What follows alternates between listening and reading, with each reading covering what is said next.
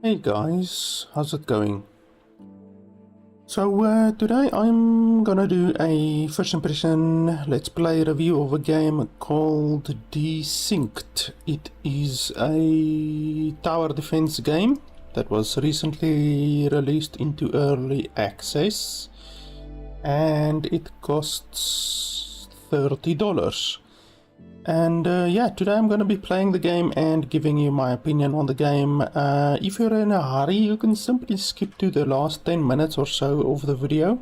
If you're watching it on the YouTube VOD, then in the last 10 minutes or so, I will give you my quick, concise, final opinion on the game. If you're in a hurry, otherwise, you can just stay tuned and I will be playing the game and giving you my running commentary on the game and telling you what I think is good and bad about the game. So first off, $30 is quite a lot for a tower defense. Like, honestly, the tower defense genre is absolutely packed with really good games, and asking $30 for a tower defense is something you don't really see that often. I actually really like tower defense games. Like,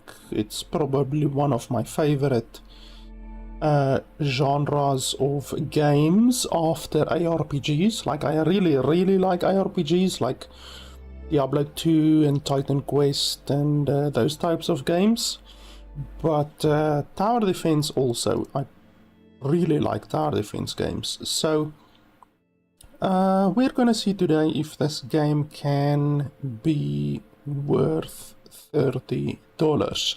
Before I actually get into the review, as always, I have a look at the regional pricing of the game. And if the regional pricing is bad, then it affects my opinion of the game, because obviously I am in a third world country, so I always look at the regional pricing of the different games, and unfortunately the regional pricing on Steam for this game is exceptionally bad. So that's obviously not good. The game obviously costs $30, but in other third world countries like India, Ukraine, Turkey, Argentina, Brazil, Mexico, those types of countries, it should not cost anywhere close to $30.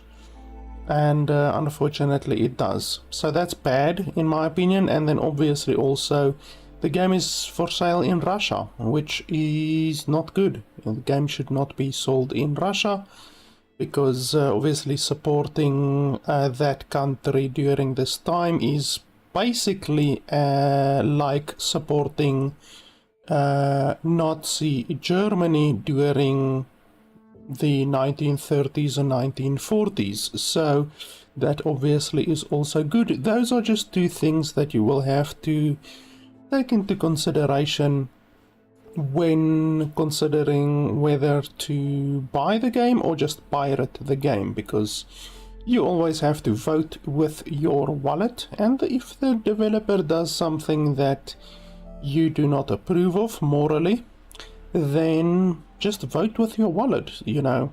Don't give the developer your money if the developer does something that you find objectionable. So with that being said, let's jump into the game. So I'm actually quite impressed, I guess I can say, with the variety of settings that you get. You can't change the resolution on borderless full screen mode, which is bad, but you can change the resolution scale. so that at least is good. So I would like to be able to set the resolution, but in lieu of that, you can at least change the resolution scaling. So that is okay. You know, this would be perfect if you could change the resolution, but changing the resolution scaling is kind of makes up for it, for that, even though not completely. They allow you to turn off depth of field, which I always do. Bloom you can turn off, anti-aliasing, shadow quality, all of that good stuff you can completely customize, which is good. Power saving mode, okay, so that's basically limits the frame rate while the game is in the background. That's also a good setting to have.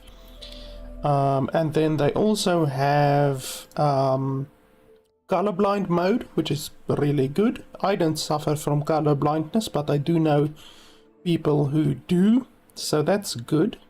You can change the interface scaling, which is always good depending on your screen size. I have a really big screen. I have like a 50-inch screen that I play on, but this looks fine. This interface size is completely fine.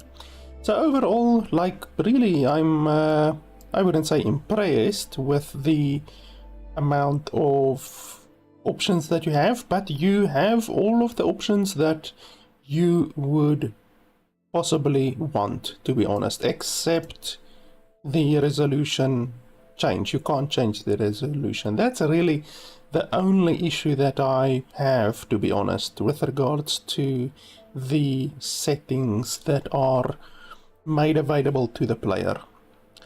So otherwise than that, I think we can pretty much jump into the game. I just want to check something here in the background quickly. Why is the game using 240 watts of my graphics card? That's not good. Definitely should not be using 240 watts of my graphics card. I just want to check here if I do this. Does that make a difference? I'm not sure if the settings actually apply immediately, because when I change the resolution scaling, it doesn't really show that much is changing, to be honest. Like, I just want to check quickly. I'm checking in the background if my power draw on the game is going down, and it's not. It's 240 watts, which is insanity. A game like this should not be using 240 watts of processing power. That's a little bit crazy, to be honest. Maybe I should restart the game before the settings actually are put in place. Let's do that quickly. I'm just quickly gonna restart the game, because sometimes you have to restart the game in order for the settings to take effect, obviously. So, okay, that's done. So yeah, let's jump into the game. There is a tutorial, but I don't think it's really necessary to do the tutorial. I've played a lot of tower defense games, so let's not play the tutorial. There is only a free play mode, so there's no campaign or anything like that in the game currently. Obviously the game is still in early access, so maybe they will eventually add a campaign or something like that, but that's fine. We will play whatever mode is available. Medium day length, save replay. Okay, I guess this is fine. I would like to be able to select the size of the map, but apparently they don't allow you to select the size of the map. So let's hope that the game has a pretty big map.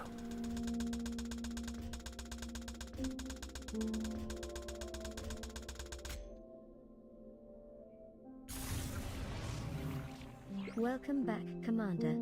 Your ship has been damaged, and I've taken you out of stasis. I am Elaine, Emergent Logistics Artificial Intelligence Network. What you're seeing is a feed from an unidentified planet, where I've deployed a team for you to command. This planet seems to be the source of the damage, and we are unable to leave the planet's orbit until our ship is repaired, and the source of the damage is identified. You will need to establish a small mining facility in order to proceed with ship repairs. This will be your primary objective. Communications are currently limited, so one of the first things you will need to do is to establish an uplink from ground level. Try to find metal and crystal deposits, as we will need them for repairs.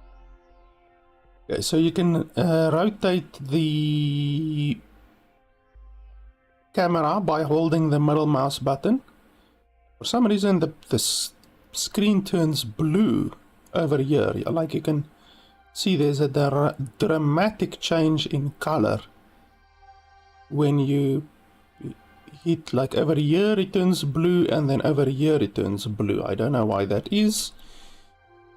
A little bit funky. Okay, try to find metal and crystal deposits, as we will need them for repairs. Okay, controls W, A, and D, zoom in and out, that's fine. Select the unit. Okay, which unit? These ones, I'm assuming, the scout. And then right click. You have the ability to deploy your command center. Try deploying it between the two resources for optimal accessibility. Okay, so this is metal, this is crystal. So it's one of those tower defense games where you can select your starting location, which is nice. I always like it if they allow you to select your starting location. So how do we deploy? Deploy your base using the deploy base button. Oh, okay, deploy base. I guess this is fine? Question mark.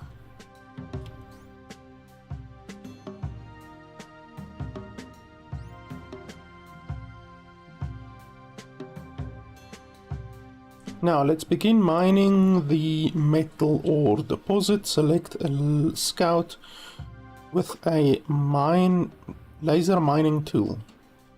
Okay, I'm assuming this one doesn't have a laser mining tool and these two do, because they look different. You can see this one doesn't have a head and these ones do have a head.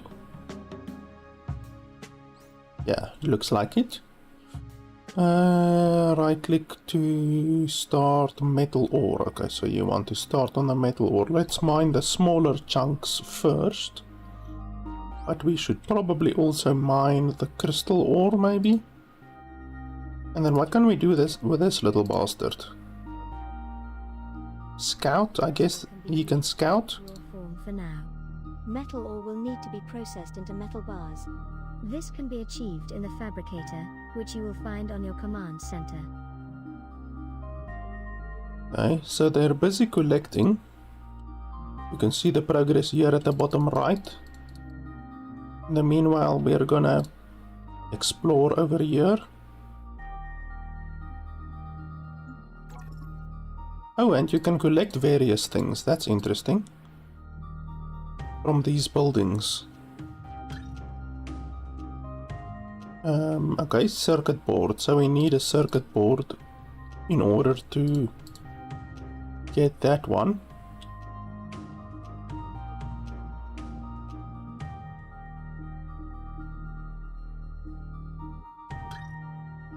That one also requires a circuit board.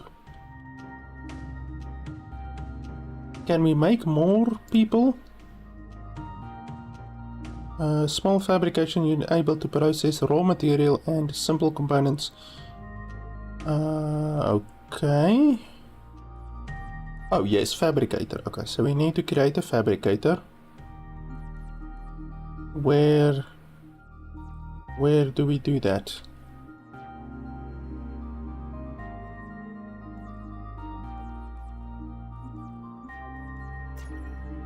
Oh, so you just click here and then click there. Okay.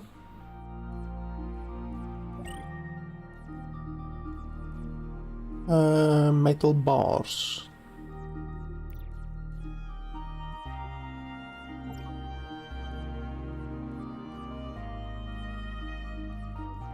Okay, so what's wrong? Why is it not...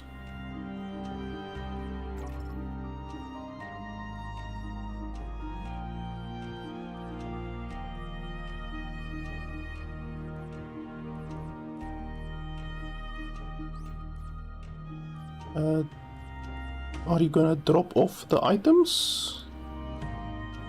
Okay, so you can do that. You can take the items from the drone and then drop it in the command center. I'm not sure why they're not taking the stuff to the command center automatically, but anyway, I guess they will do that perhaps when they are full, maybe? I'm not sure. Okay, you can also go mine metal ore. I guess metal ore is gonna be important.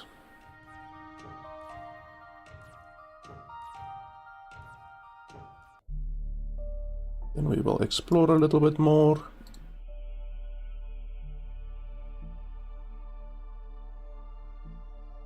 Oh, you can pick these up.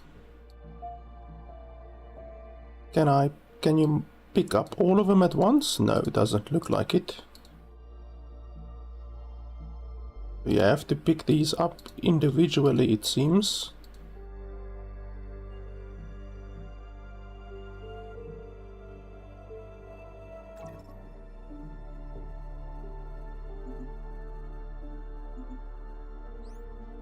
Is this all of the space that I have? Can't we make more?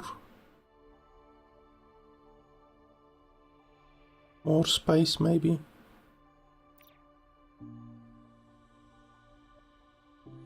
Don't really see that we can make more.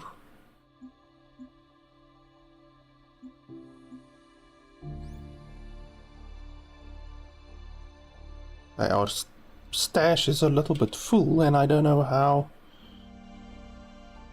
to get more. I don't even see how to build. Oh, build, okay.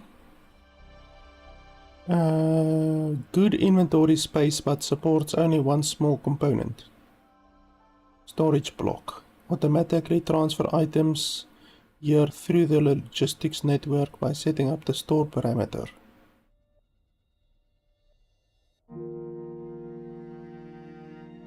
Okay, how much does it cost? Oh, 10 metal and then 10 crystal. Okay, so let's build one of them.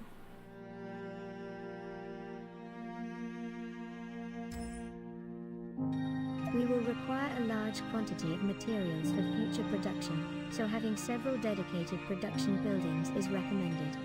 I would suggest building 1 or 2 more facilities to produce metal bars. The more buildings we have, the faster we will be able to produce materials.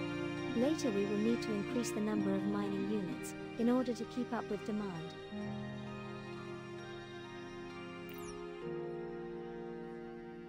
A storage block. Can I just transfer like this? Yes, I can.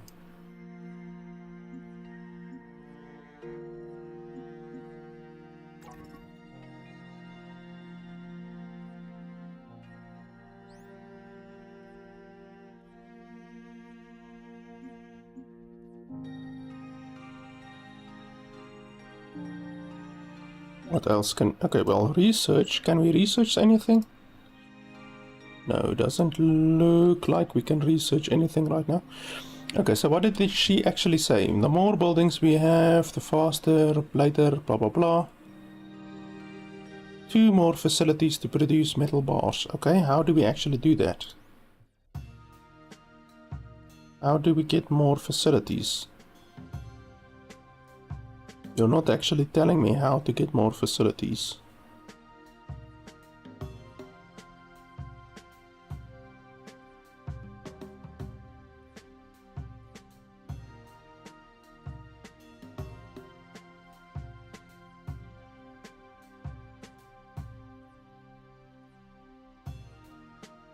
Well, I can't build any facilities right now. So how the hell?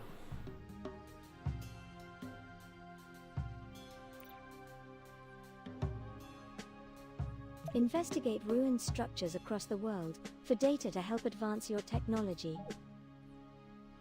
Units and buildings gain functionality via components. So there's small, medium, large, and internal.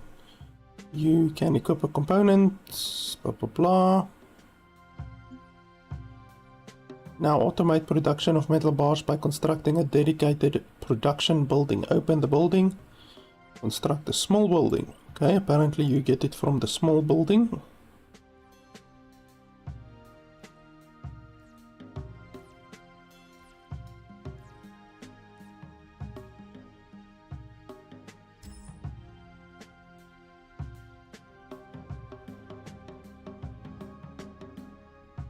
You are ready to expand your production, keep up the future demands, produce a fabricator in your command center.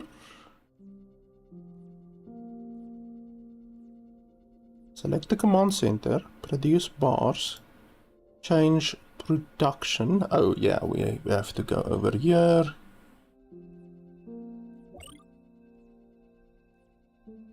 And then we make a fabricator.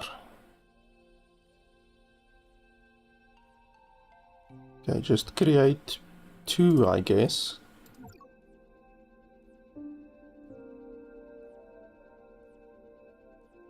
Select a new building, request the item.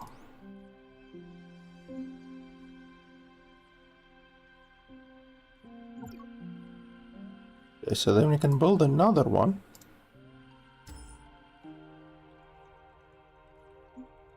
And then we drag the building over there. And then over here we do the same. Fabricator. Drag it over there. Okay, interesting. Change production, you can go back to metal bar, I guess. And then you guys can also do metal bar, I guess.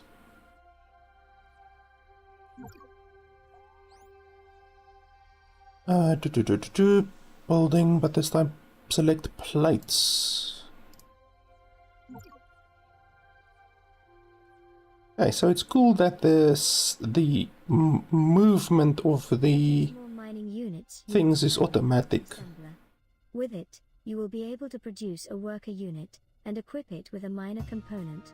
Both of these are produced in the assembler. It is also capable of producing circuit boards, which are used in unit and component production.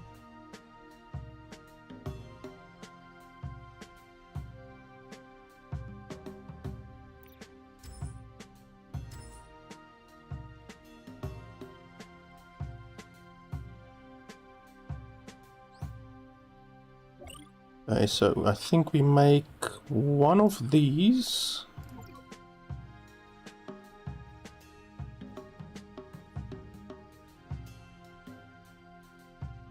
And then we make another fabricator.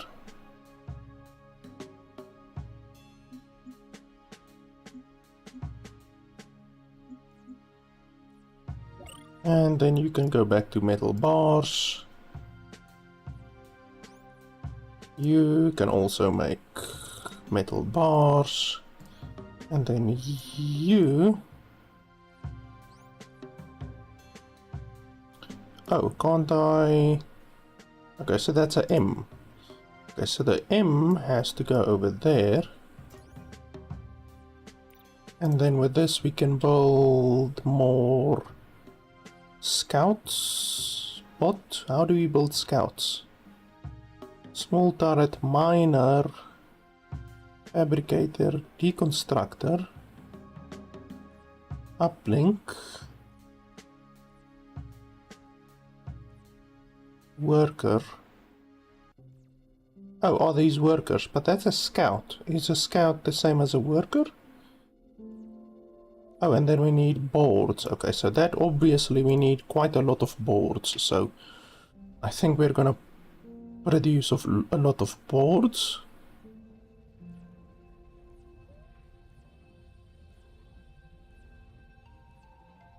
How much crystal do we have left? We have enough. You don't use a lot of crystal, as it turns out. And then we also need to do a uplink.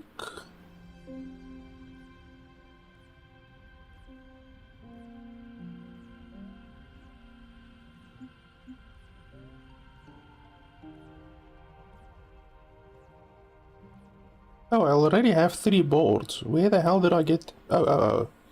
Right there. Of course. Okay, so let's create an uplink. We definitely need one of those.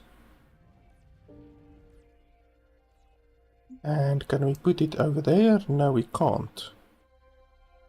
So how do we use... I don't have another M slot. So how are you supposed to do that?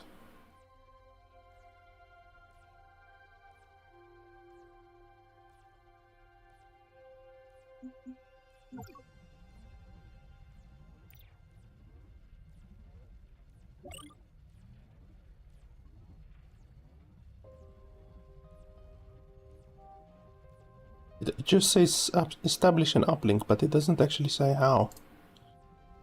Produce more units, assembler. Produce a worker unit and equip it with a miner component.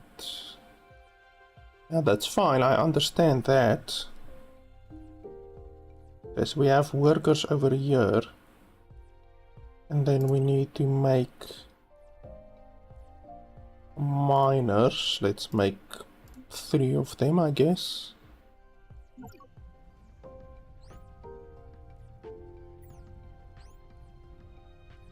Oh, so this scout is not the same as a worker.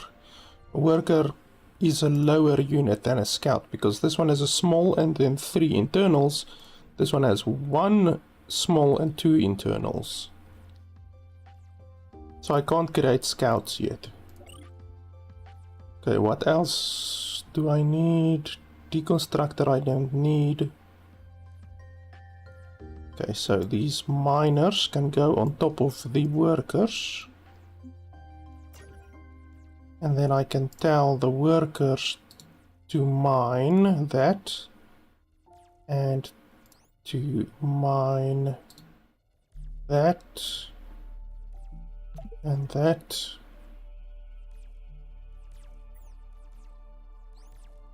And then I can just use this one for whatever.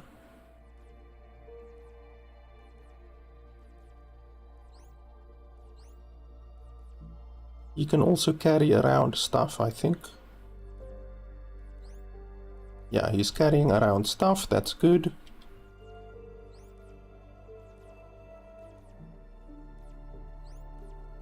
Now I need to figure out how to use this uplink. Once we have enough resources, look into constructing an uplink. Uplink can be produced in the assembler, I already did that.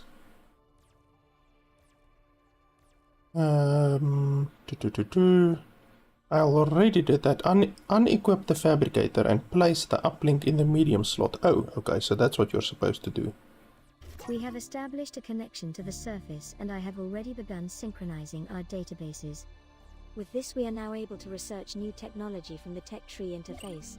This will help us replace the missing data from the damaged data center. Okay, what do you want me to research?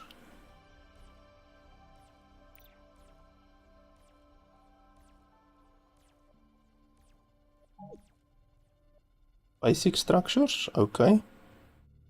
Okay, so set research.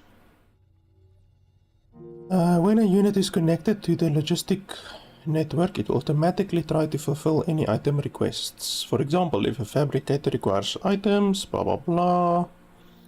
Units can be connected and disconnected from the logistics network. When they are first built, robots are off the network by default. Press P shows the area that the logistic network covers. Explanation of advanced automation options are available in the codex. Okay, so we need to put everyone on the network.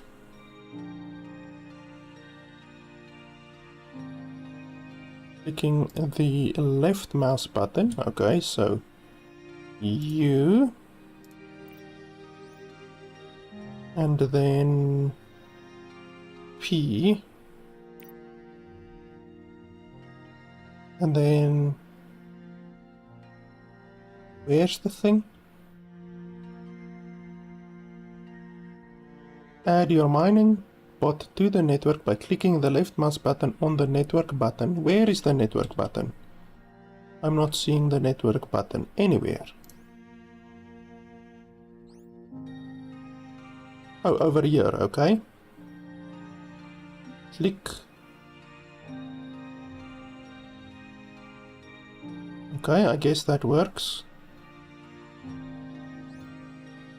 You as well. You as well.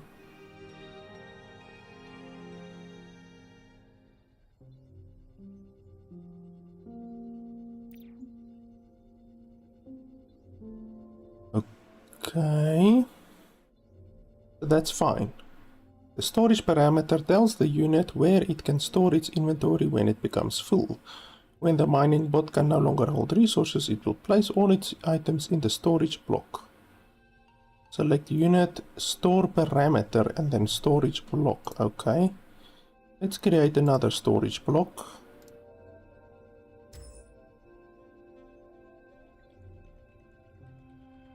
And then you store there. And then you store there. And you store there.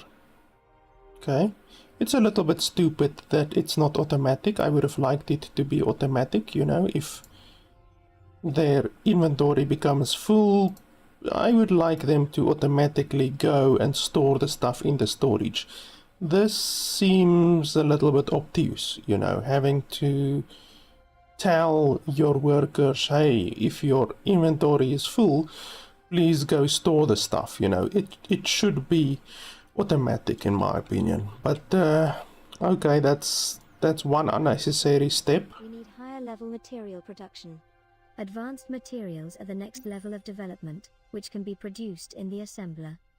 We will require a high volume of materials, so you will need more buildings and mining units to keep up with resource demand.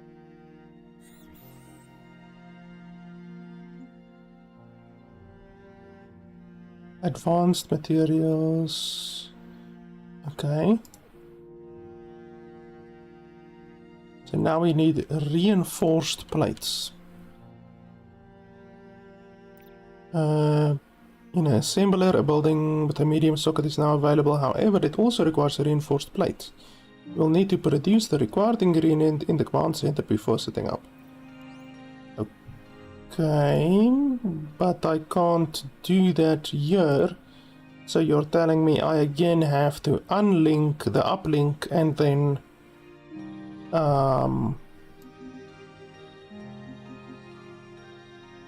create plates with the assembler. That's stupid.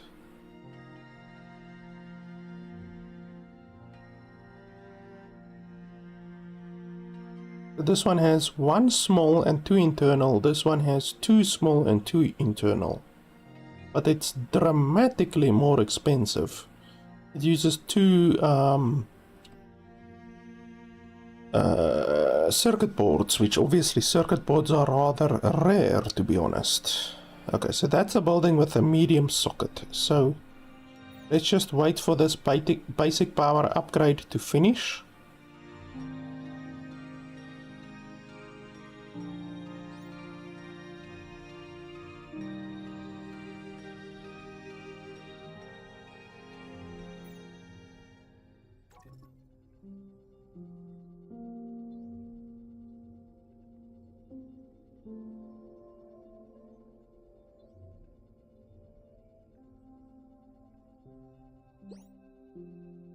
Okay, so that's done. Then we take the assembler, we put it there, and then we create reinforced plates. And then we need how many? 20, holy hell, okay. Well, that's fine, I guess.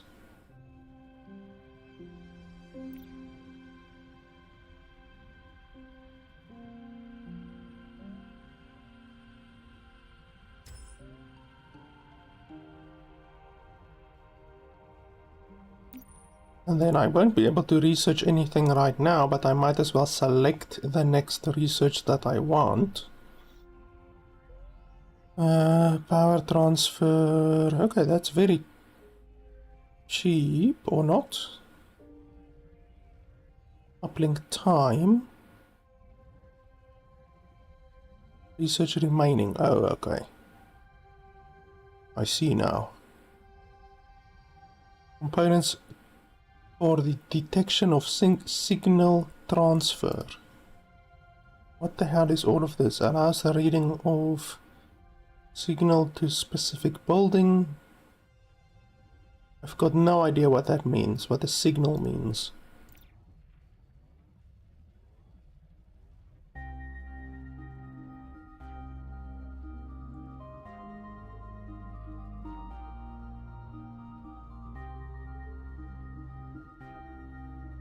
Now we could do this one.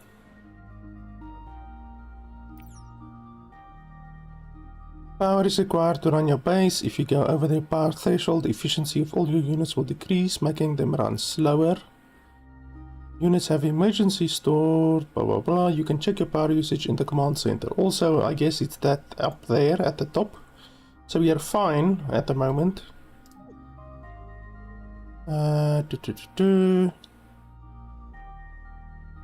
Good time to scout your surroundings. There are many ruined structures scattered across the landscape. Some have requirements to open. Yes, this one I think had... what was it? I think it was a board. This is just one board, one circuit board.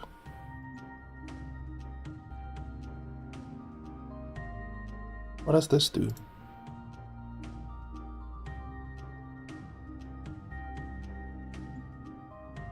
To complete the circuit, all nodes need to be switched to the active state. Select a node. Try selecting all corner pieces first, then center pieces. Do this a couple of times and the puzzle should be solved. Okay, corner pieces.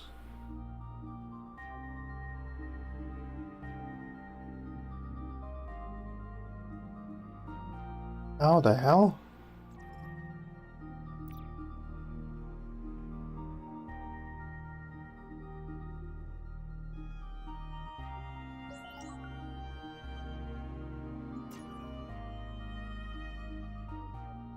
Okay, so I guess I need to get a circuit board. I wish there was a way to just tell my dude to bring a circuit board over here, but I guess there's not. So, oh, I don't even have any circuit boards, it looks like. So I will also have to make some circuit boards. And let's just wait for 10 of these and then I will switch to circuit boards. Actually, can't I tell these guys to make circuit boards? No, I can't. Okay, you make circuit boards, please.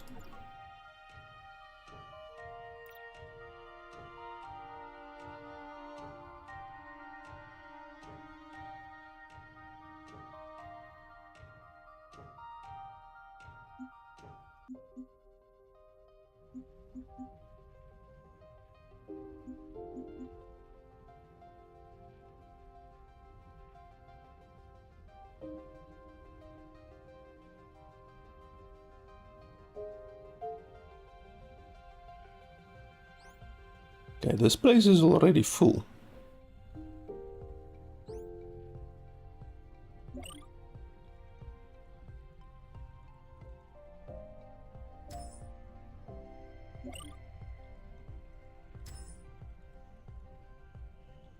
Okay, this place is done. So we can switch the assembler over there.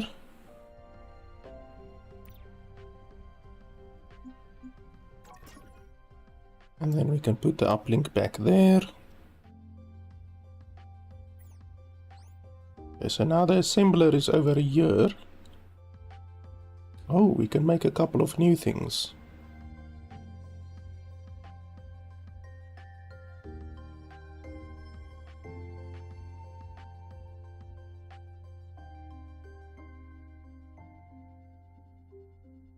What would be the use of a light? I don't really understand what's the use of a light.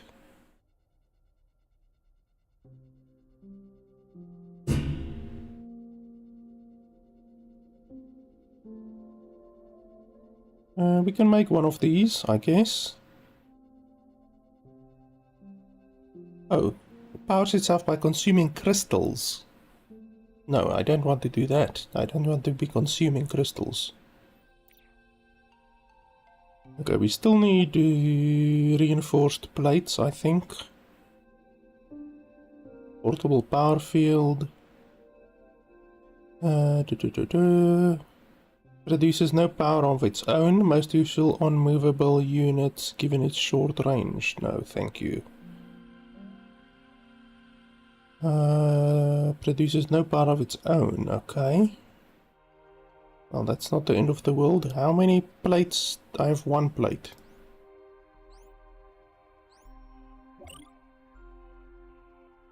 Yeah, that's fine. Make one of those.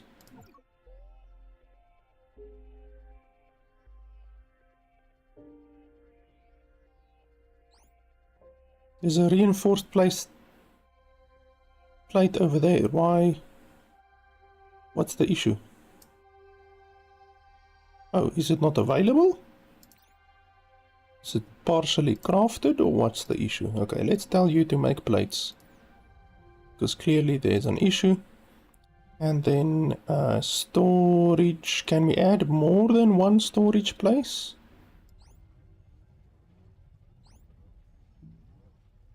No, we can't apparently. Apparently there can only be one storage place.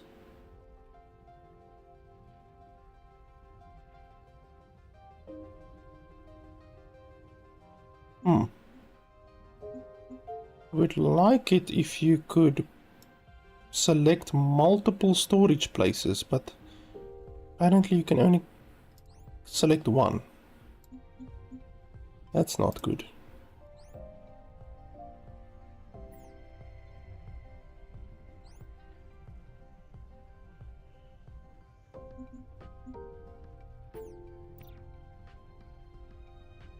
Okay, so we're creating plates over there. We are spending it on this upgrade over here though.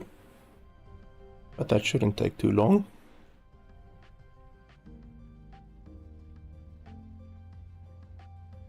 We have a wider range of structures now with which to expand our base.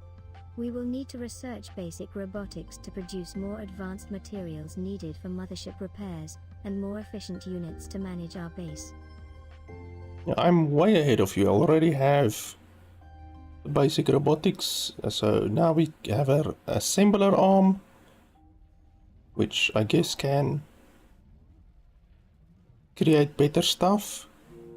Dashboard, a faster upgrade to the worker bot with additional inventory. Oh, that's good. Building with medium size, that's good. And then, oh, a bigger medium building apparently. That's all good. This assembler will be the primary production component for our energized materials such as energized plates, a foundation material for construction and repairs. It is also a component that focuses on more sophisticated robot assembly methods. Produce one of these components so that we can build a larger variety and more efficient robots such as the Dashbot. So I almost would like to build two of these instead of one of these, because if you build two of these instead of one of these, you get two medium, you get 4 internal, and then you get 2 small extra. So you're basically paying 10 plates in order to have 2 small extra, which I think is not bad. I think that might actually be worth it, to pay 10 plates to have 2 small extra. I mean, the plates aren't so difficult to make. I have plenty of plates already, so I think that's actually a pretty good idea, creating 2 of these instead of 1 of these.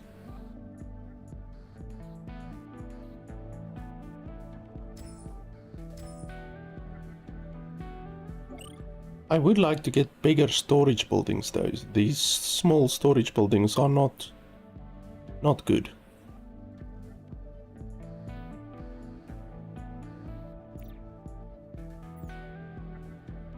Okay, robot assembler. Okay, so we need a robot assembler.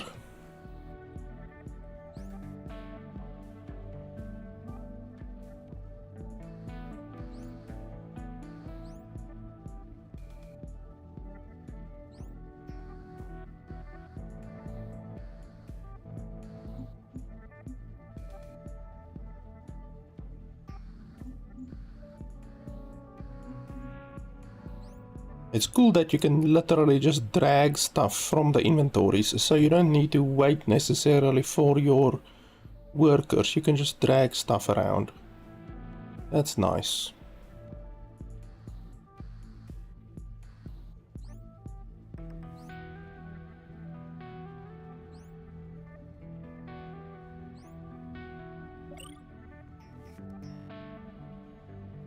I think we can make another assembler.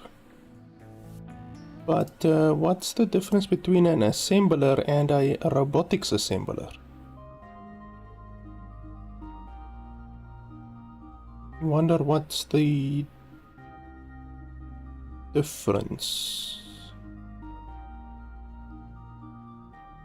Okay, so we need circuit boards, so let's tell this guy to make a assembler.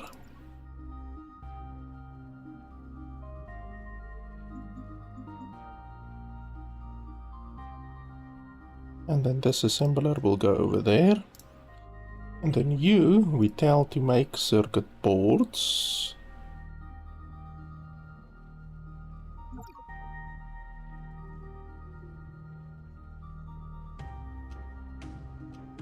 Because we are constantly going to be needing circuit boards. Yeah, well, I think I have a lot of metal ore. I don't need more metal ore. And I also have a lot of metal bars. Actually, it tells you over here at the top. So I have 250 of that. Metal plates, I do need more metal plates. So let's switch this guy to making metal plates.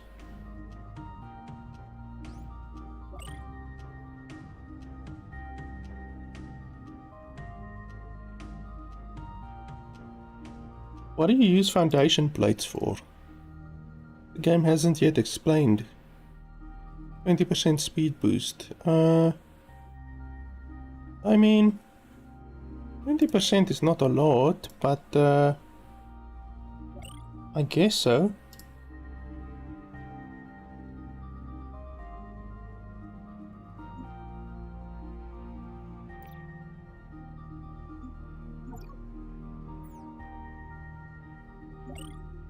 Then we already need a little bit more storage.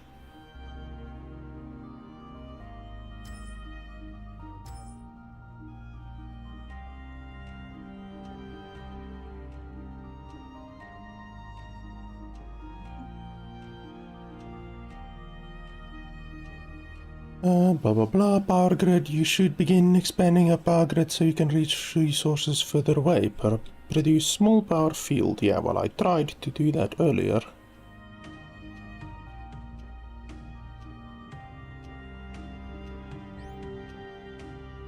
Okay, so I've got 7 of those. I should now be able to create a robotic assembler. Let's create one of those.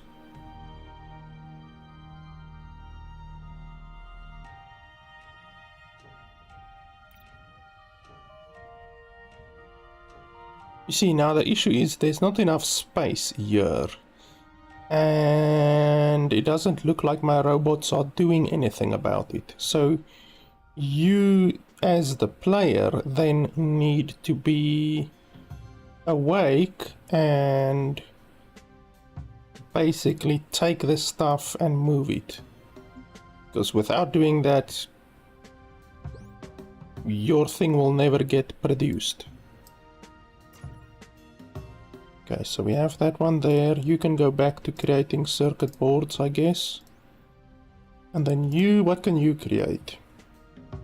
Energized plates, dashboards, worker.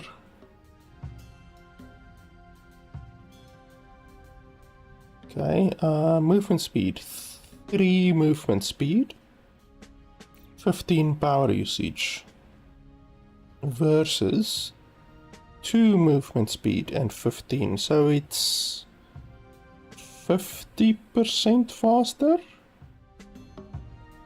which is significant, but the resources that it uses is 5 times the resources, because it costs 5 times the plates, so that's a little bit ridiculous. You're paying 5 times the resources for 50% increase in speed.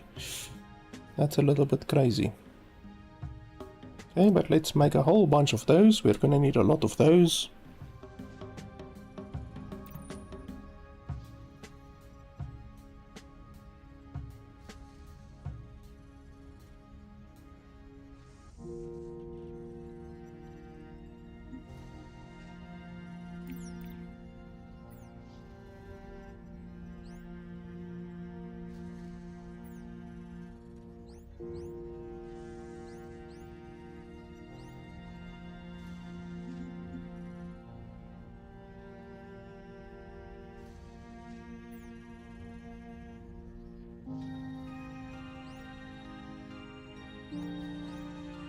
These guys are really filled up, so go deposit your stuff.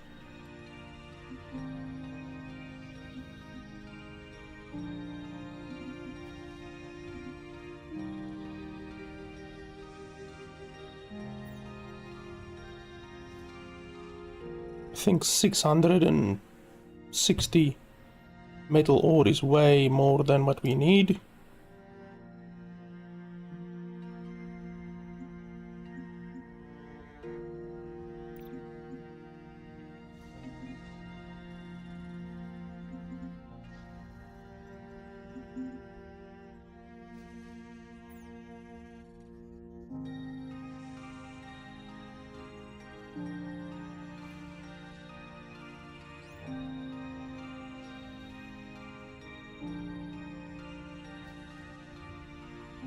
Wow, now all of a sudden we don't have any more metal bars. That's crazy. We went from having a crap load to having none.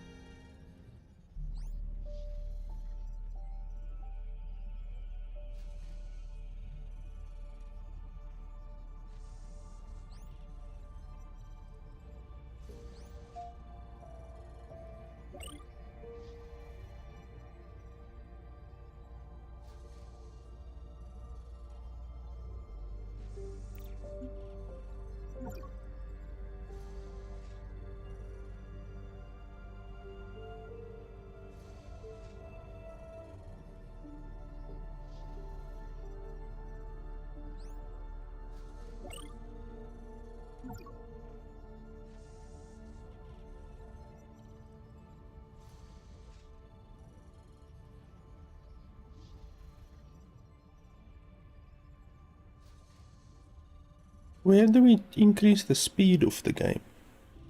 They haven't told me yet how to increase the speed. Silica naturally occurs in plateau regions.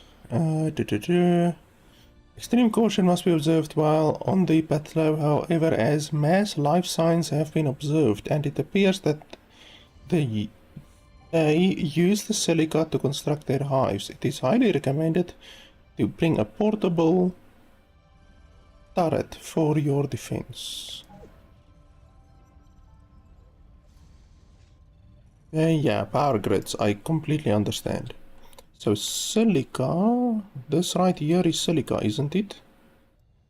Or not? And that over there is definitely silica. But they say there's enemies, so I'm not sure. I haven't seen enemies yet.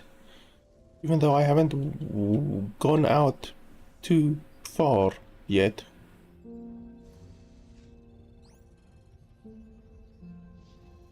You bastards need to deliver crystal because I need crystal.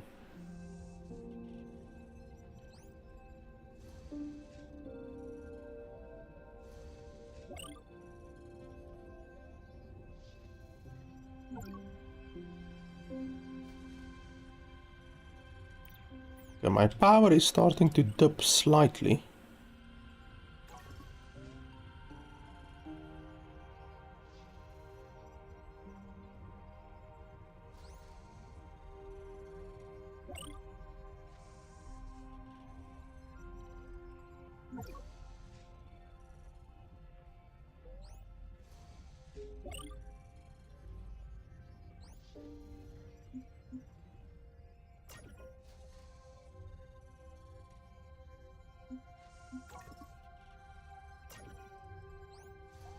So over here we can also create metal bar.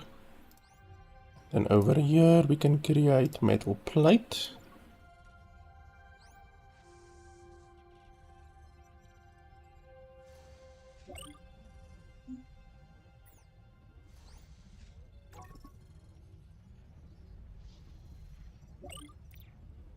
And then you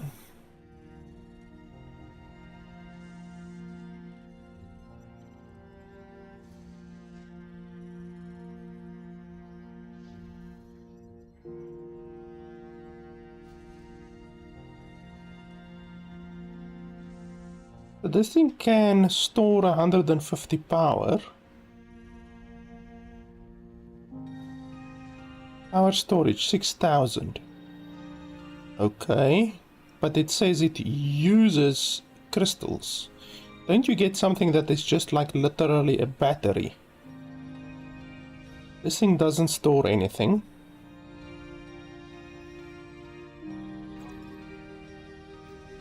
If this thing stores 6000, then that's fine. I can build that. That'll solve my issues. Let's just make one of those. I'm not gonna need more.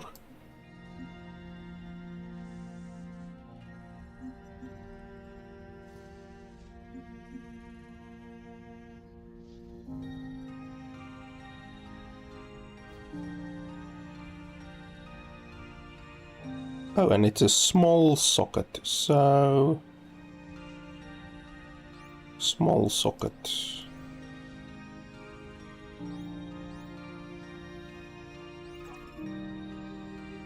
And my next upgrade of power is done as well. So that gives 50 power during daylight. Oh, that's good. And then small battery. Oh, that's also good.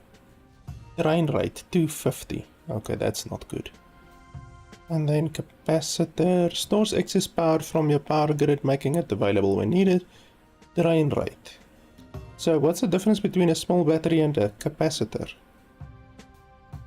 Power storage is dramatically less, but the drain rate is also dramatically less.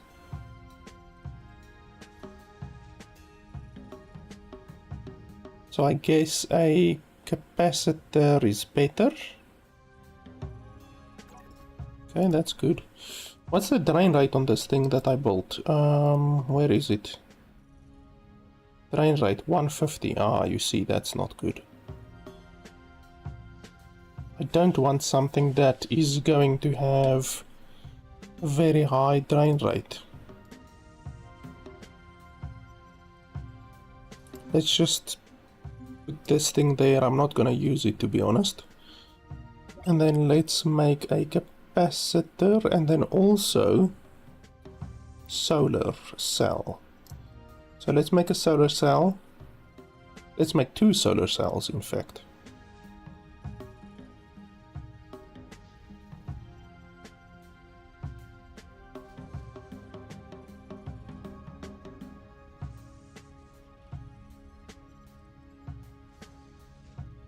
And then we're gonna need a lot more storage. Our storage is running thin.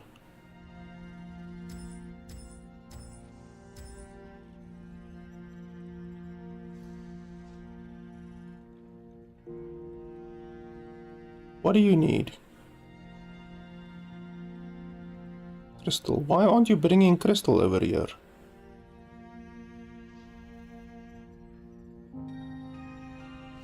They're asking for crystal, so just bring crystal over here.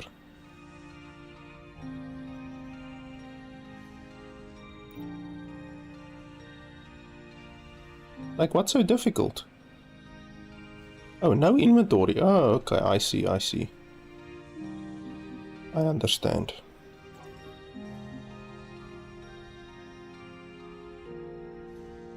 Bloody stop producing. You see, this is really stupid. Like, you're gonna have to do a lot of micromanaging. And it's not fun having to do just micromanaging the whole bloody time.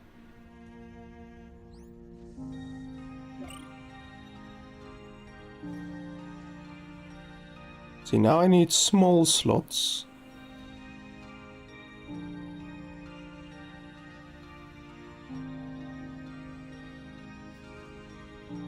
We're gonna build a couple of these.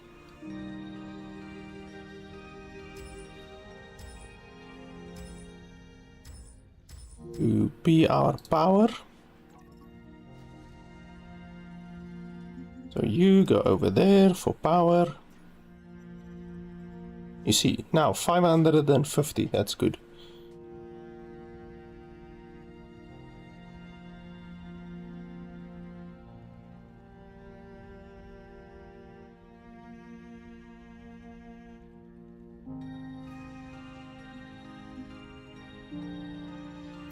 And then 600. So now we're okay on the power production, and then I want a couple of capacitors.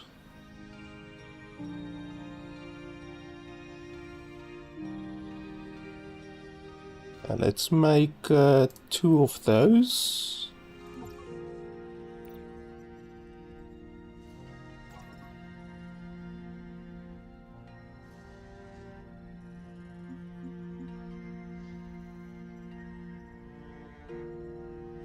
How does a capacitor work? Oh, it's an internal thing. Okay, you can actually put it over there.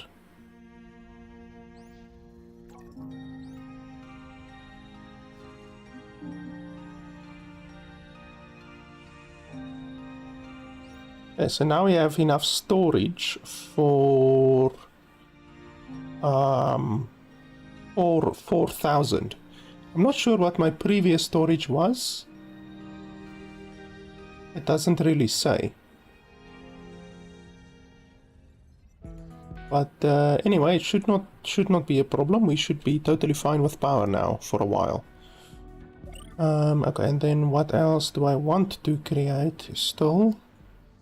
I mean, we can create more solar cells just to be safe. Let's create 4 more. I don't want to run out of power, obviously. And then we can also select our next research. Okay, so that one is done.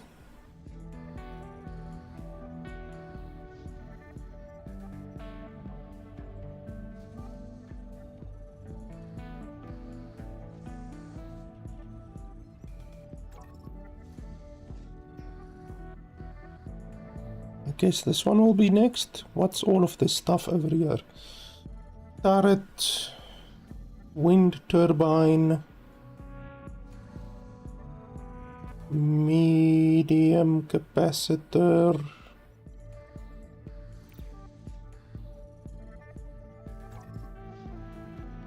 portable shield generator. Okay, we can do that. When can I start researching all of this other stuff? Human, advanced, robots, alien, energetic, blight research, alien technology, all of that shit.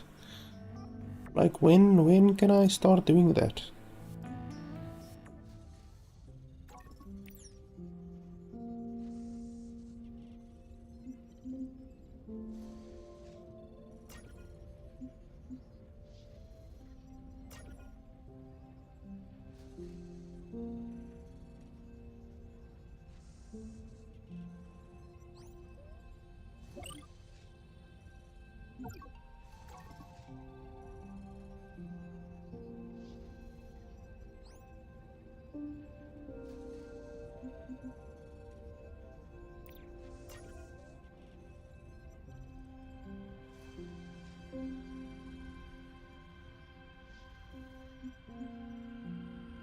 And now our power is more than enough. We've basically got double the amount of power than what we really need. So what do we want? Okay, so they said small power field generator. Okay, we can do that. Small power field generator. Create 2 of them, I guess. Oh, just one. One is fine for now.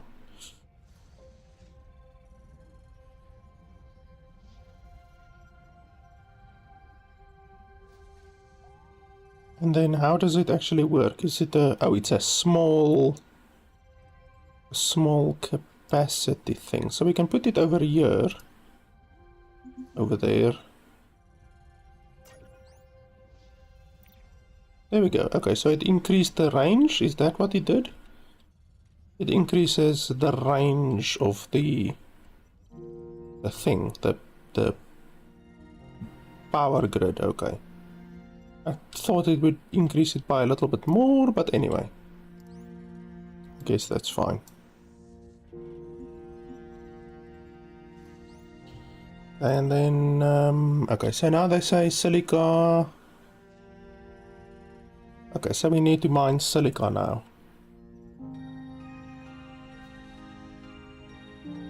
I still don't know what the point of this light is. Like, what does light help? Illuminates the immediate area. Like, why? Why would you want that?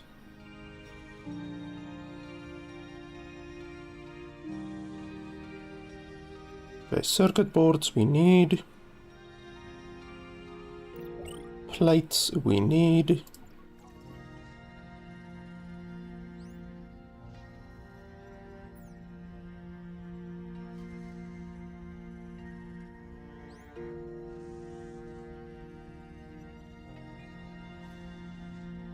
You guys can chill a little bit with the crystals, I think.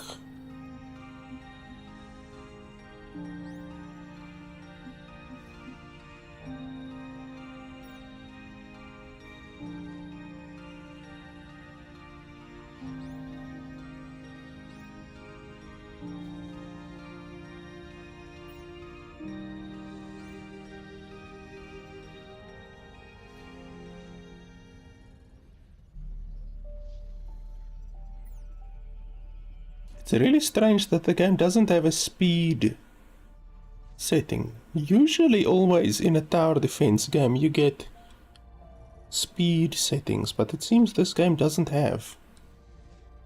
Really weird, because the game is slow. Like there have been times where I've needed to wait for stuff to complete, and that's not good. You shouldn't wait for stuff. You take that and then come over here.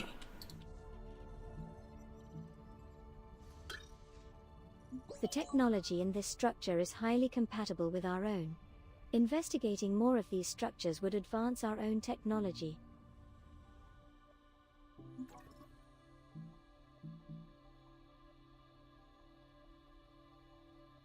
Okay, so what's this? A cube of dense data. Interesting. Something that I can't use yet.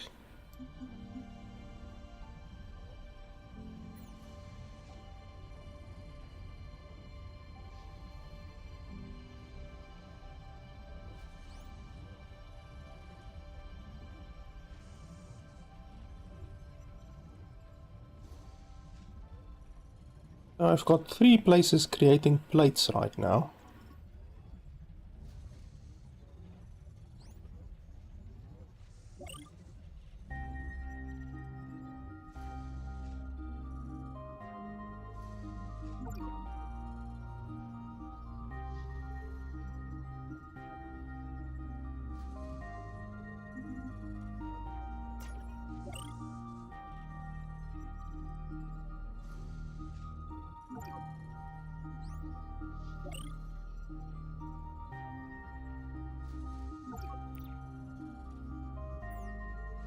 And then I guess we need to start thinking about silica.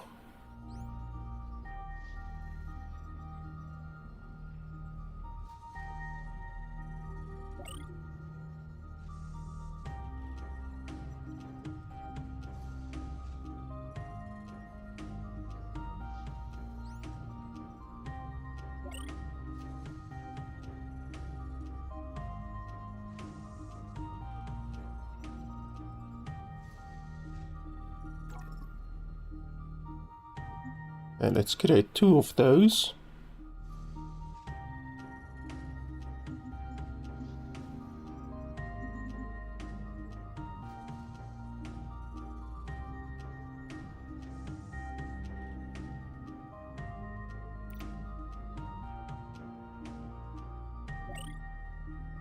Hey, that's good.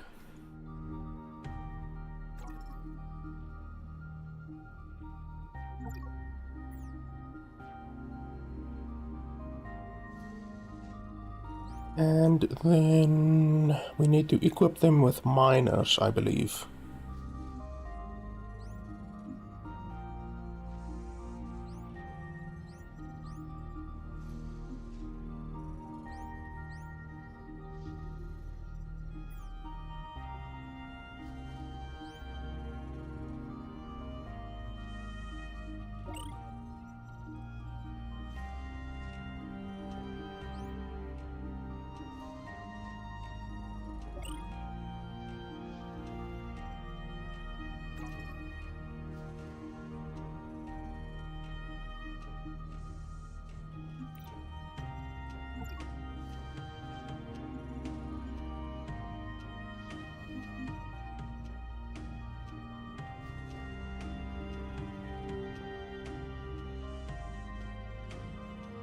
And my next level of research is done as well. Okay, so you can take that, and then... Where's the next one? Didn't I order 2 of them?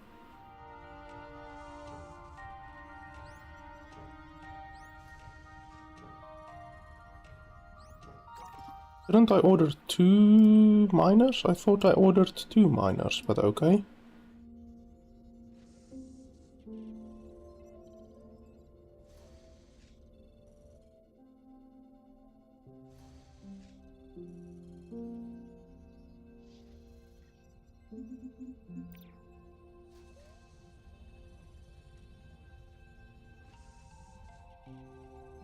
Okay, then you know, where's the dashboard? There. You can take that. Okay, so now the new stuff that I can create is a portable shield generator. And what else? Wind turbine, even though it just creates 50 power, it's not even better than my solar cell. These data cubes have extremely dense data clusters. It seems, right now, we can only access surface level data. If we can recover more of these cubes, we can gain greater knowledge of this world. With a sufficient amount, it will help us unlock gateway technology. So this is a media turret.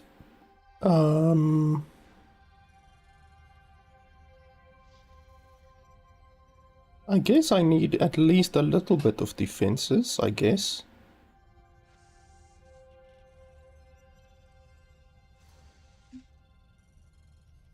Let's make a couple of them. 3 is fine, I guess.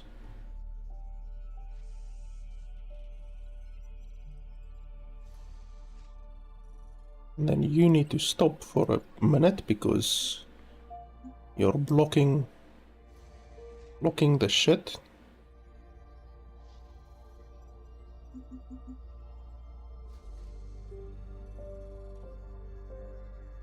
Okay, so medium, we're just gonna put in there. It's stupid that the buildings can't stack, like even these medium ones.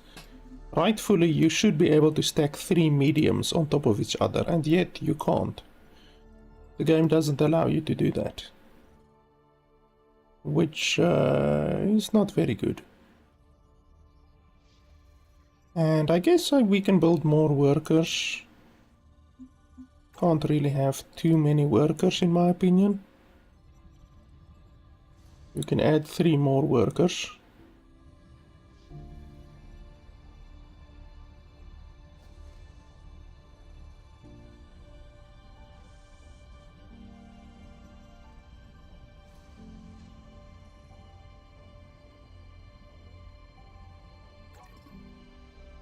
And I only have medium slots, so I can't even put them on... I can't even give them the medium turret thing.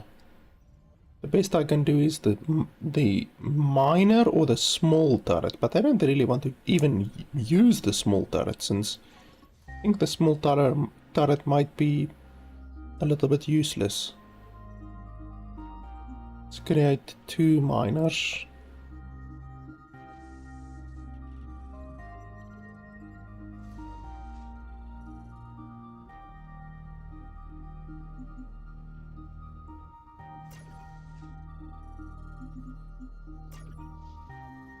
And then you can go back to creating plates.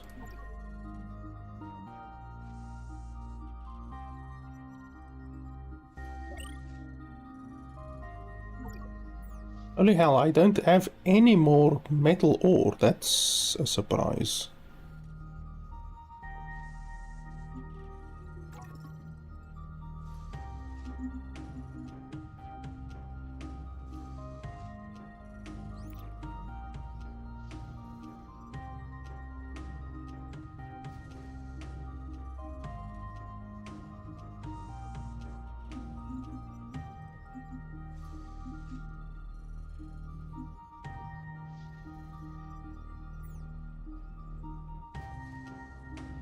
Okay, so who is just standing around not doing anything? Let's have a look. Dashbot, I actually want you. So let's disconnect you from the logistics and then we tell you to go around and pick stuff up. He only has 2 spaces. Why does he only have 2 spaces? These scouts have way more spaces.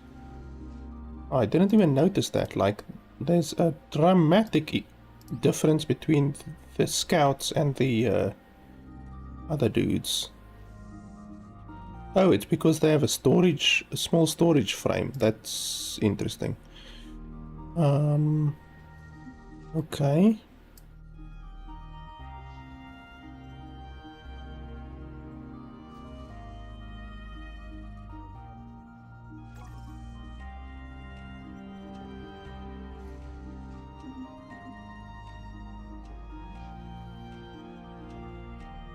Are they actually bumping in?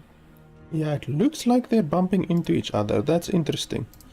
I actually didn't notice that. they can actually bump into each other. That means probably that you should leave a little bit extra space for them.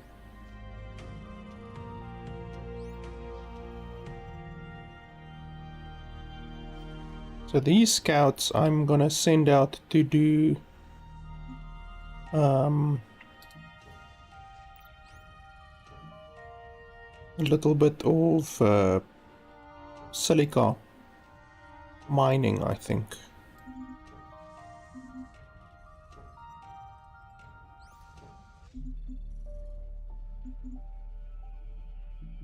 Okay, so the two of you can... Oh, you can select multiples.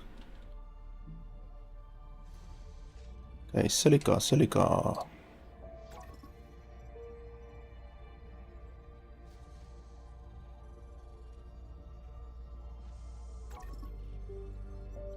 Now that you are mining silica, you need to get the silica coming back to the base to be processed. First, build a storage building near your base to receive the silica, then produce a worker bot to carry the silica from your miner to the storage building.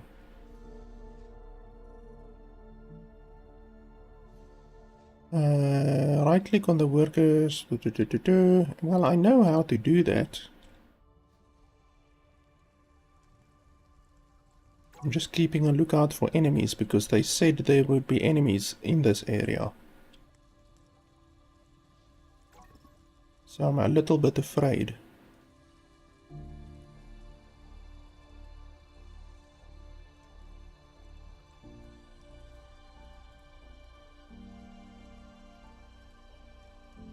Not seeing anything though. Hopefully... Well, actually I do have defenses now. Or I can construct defenses actually.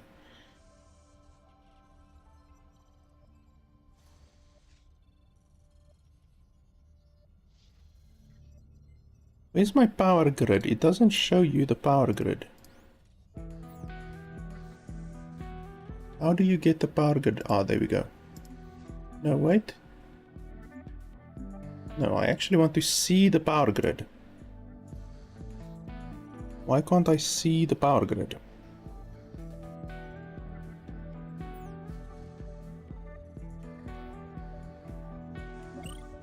Like, how fucking difficult is it to just tell me where the power grid is?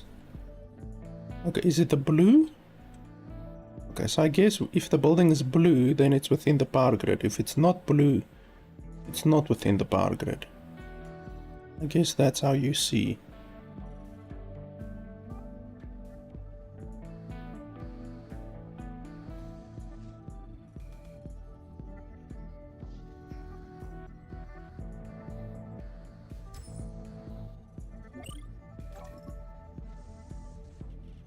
So I'm gonna need to build a couple of these to expand the range of my power grid.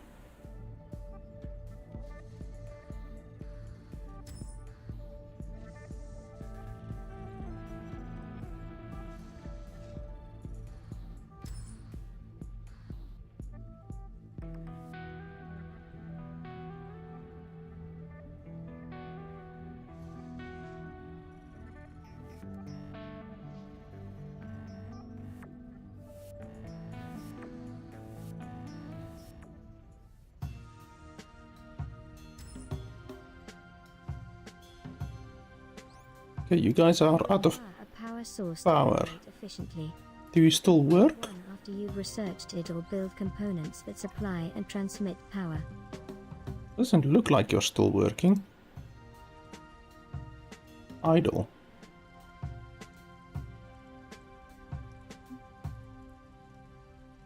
Yeah, it doesn't look like you're still working. Obviously they walk slower when they don't have power, but I think they should still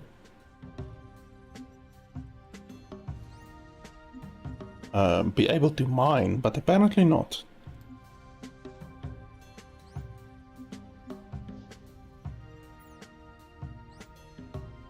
Okay, so there's all of our silica.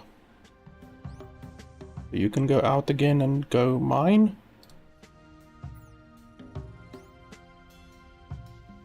And then over here I'm gonna put one of my turrets.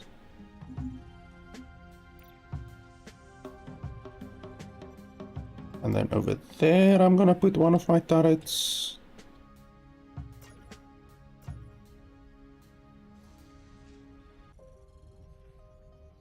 And then I also think I should put range extenders over here.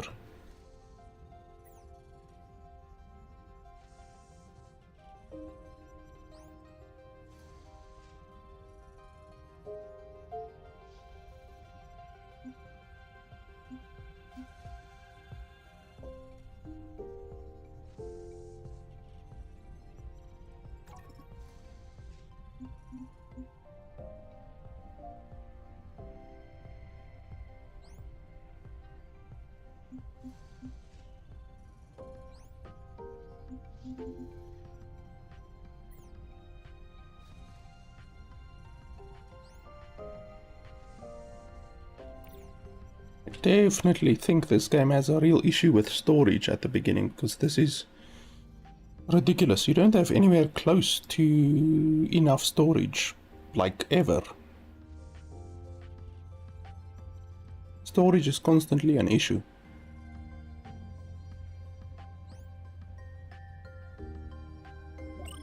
Okay, so now what I need is storage extenders. We need 1,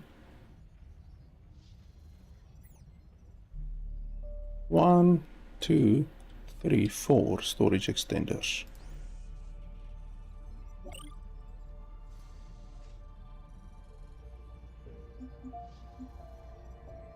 Let's make a bunch. I mean, we're gonna need quite a few, so...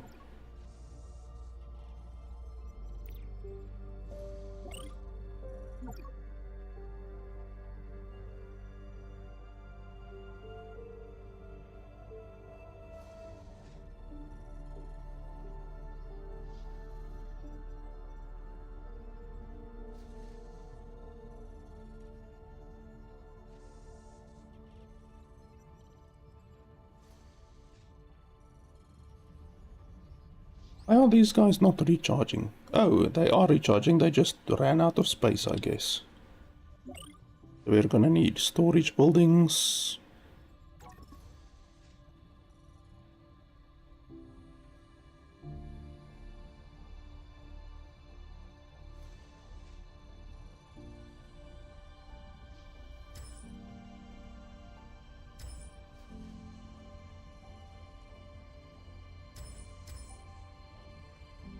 The silica, and then we can actually start making silica over here.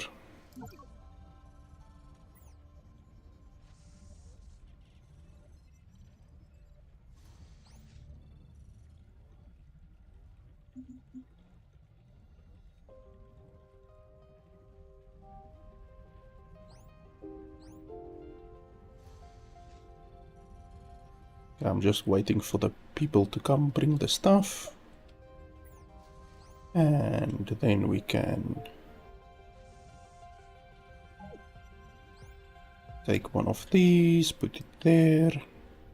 That will expand our range. And take one of these, put it there.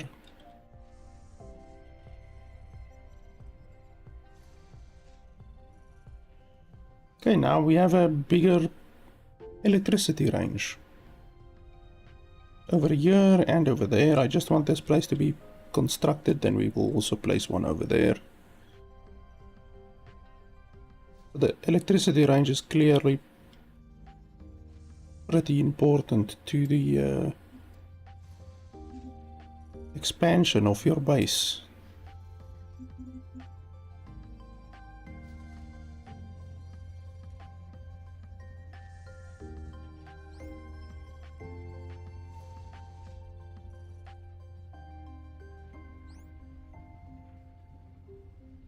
You stop creating that because I need plates.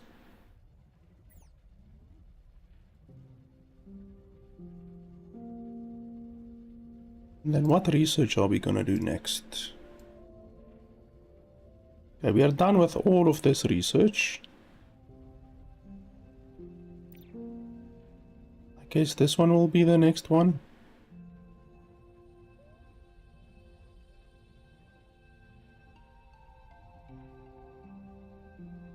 Even though this research seems much easier. Let's go for that one. Before the other one.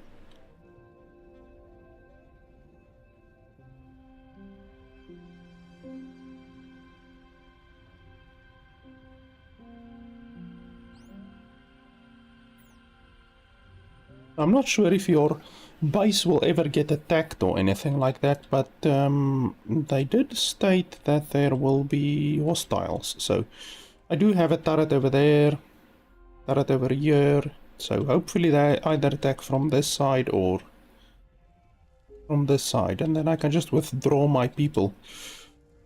Then we should be okay, even though I'm not sure if one medium turret will be enough. I'm assuming one medium turret will be enough. Hopefully you don't get attacked with a shitload of dudes at the beginning. Hopefully it's like a gradual thing. Ah, that one is done. So we can put a medium... Actually want a medium turret over here at the bottom. And then a range extender there and a range extender there.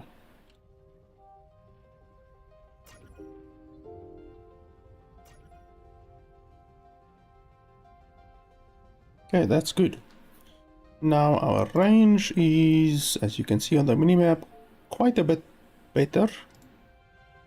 Our electricity range at least. And then you go back to creating circuit boards. Okay, that research is done. We can do the next one.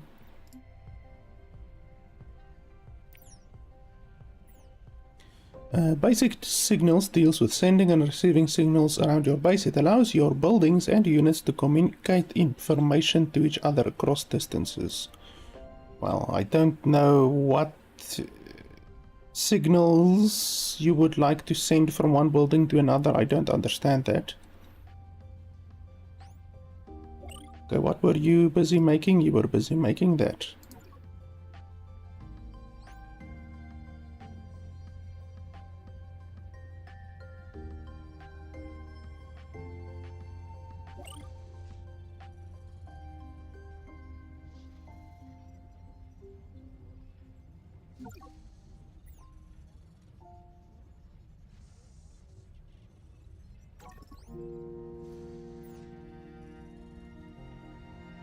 We have 4 metal miners and it's still not enough, so perhaps I should get more metal miners.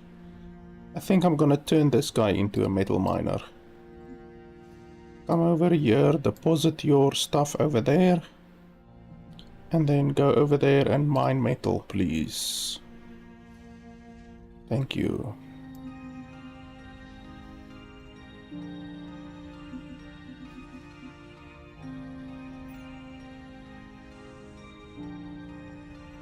Because clearly I'm not getting enough metal.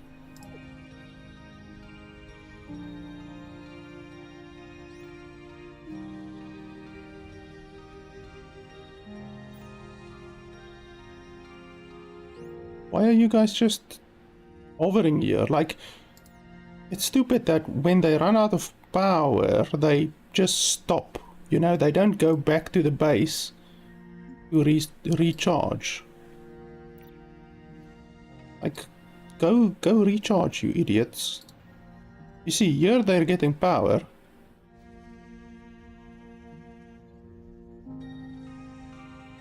And now, like, they're not even waiting until they have enough power again. They just go zoop, they go out again. So they're gonna run out of power again.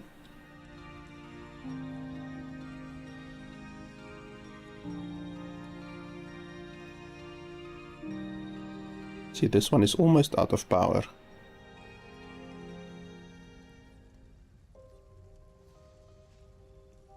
Oh, okay. So it was because they weren't on the network, on the logistics network. So if you place them on the logistics network, I think they will recharge, maybe? It looks like that one is... Maybe, let's see what it does. If it goes back out again, then that's fine. No, it's not going back out. Why? Okay, that one has gone back out. But you see now it's discharging again, so it didn't even wait until it was fully charged. But here comes the other one, so I think you need to just basically make sure that they are always on a network, basically. I think that's how it works. I still don't understand why the transport network needs to be so obtuse, you know? Like, you need to tell the people where to drop off a specific resource. That's very obtuse.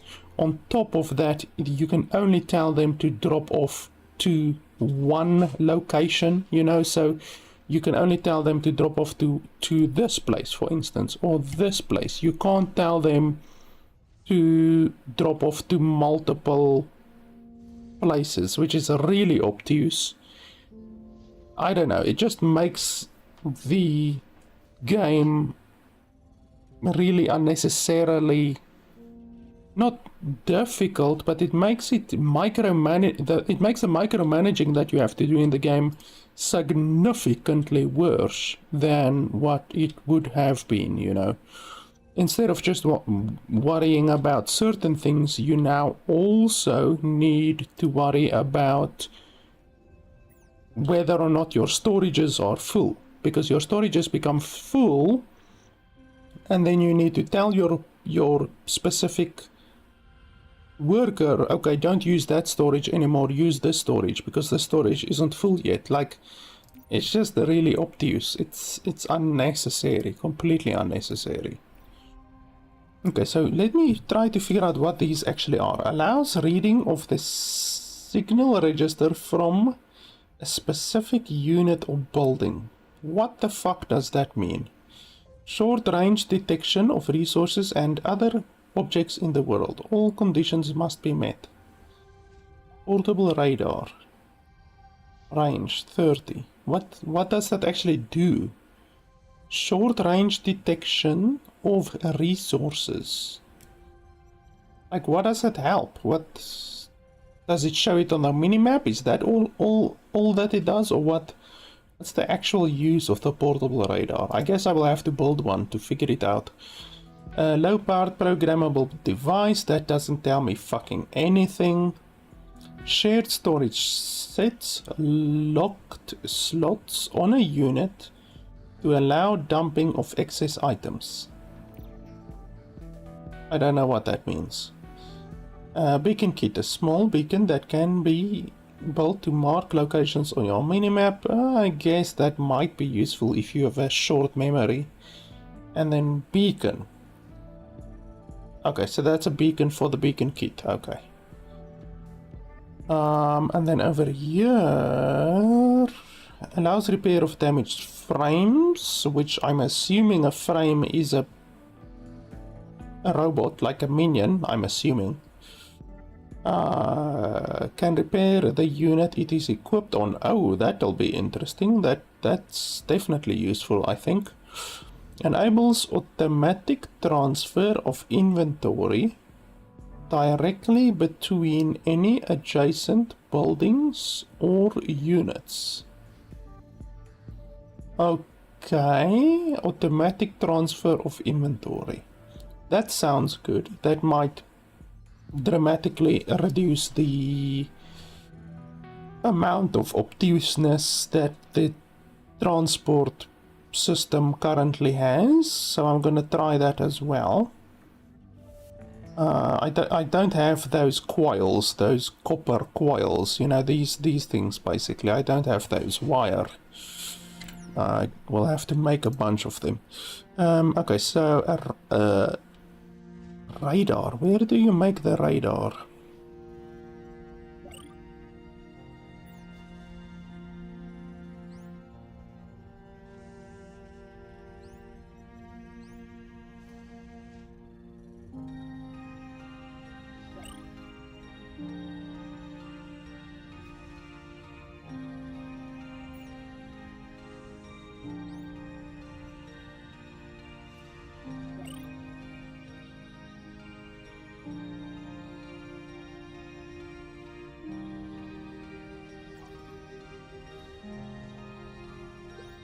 A portable radar.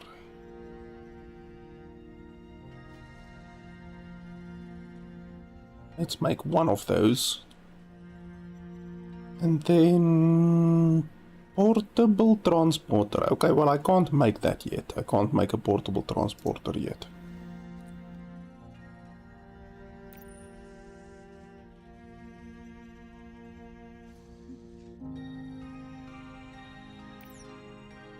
We can use our advanced nano. Okay, well, let me first see where. Okay, so it's over here. Okay. So we can put it over here.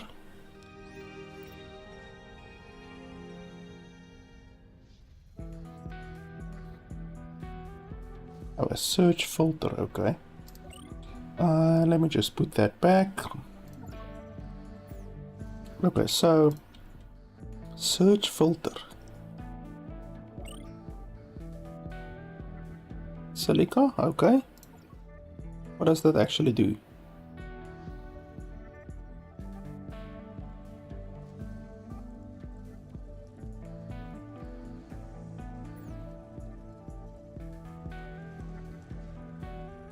What does it do?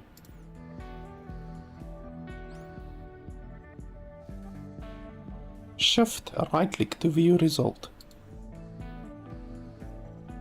Oh. So it highlights, if you hover over it, it highlights one resource. It doesn't even highlight these over here, it just highlights one resource. What the hell is the use of that? Like seriously. That seems really stupid. Okay, anyway. We can utilize our advanced nano machine technology to initiate self-repair protocols. These nanomachines will work in unison, efficiently repairing systems and structures integrity.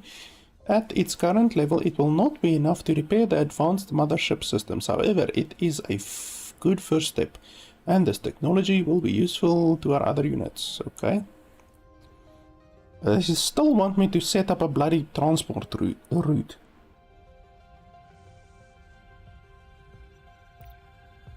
I also see my power is getting a little bit close to 800, so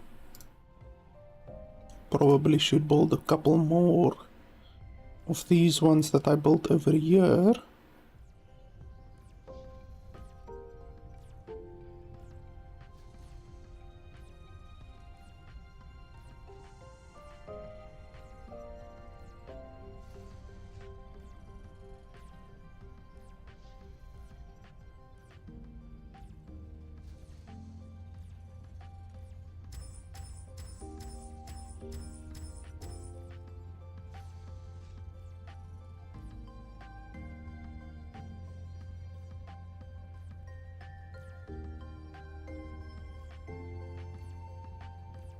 Finally, I'm not completely running out of metal ore, that's good. The one additional worker that I put on here seems to be helping.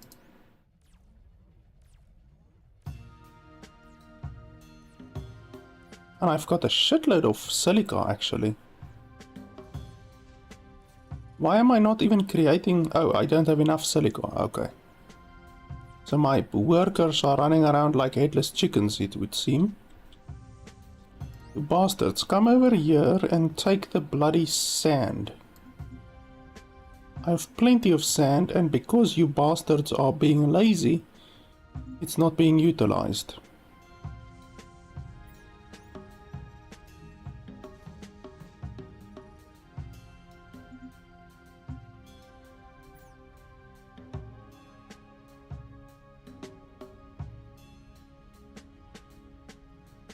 And I also need metal bars, so perhaps I should tell one of these guys to create metal bars instead.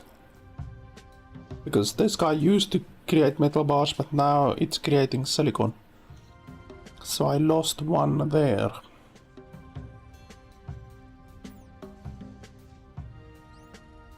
We are at the threshold of a revolutionary discovery. Gateway technology will be a leap forward in our knowledge and understanding. It will grant us the ability to create superior materials, vital for repairing our ship. Moreover, we can learn to construct an advanced computer simulator that will assist us in understanding the mysterious nature of this world.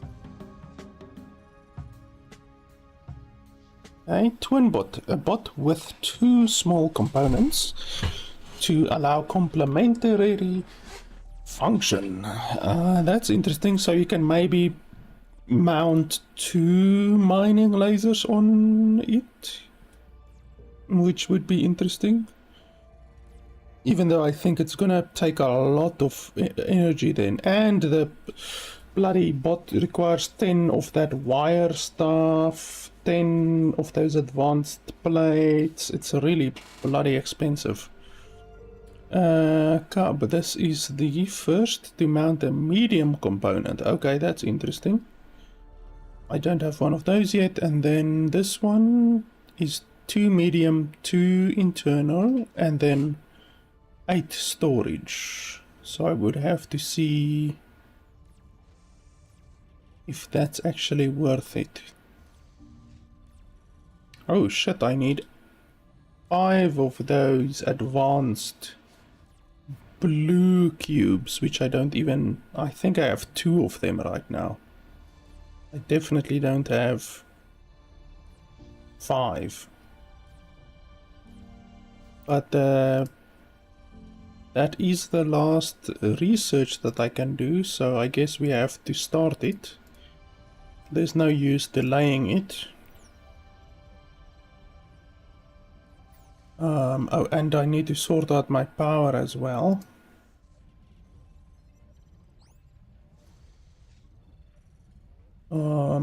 Let me just think. Okay, so I want power.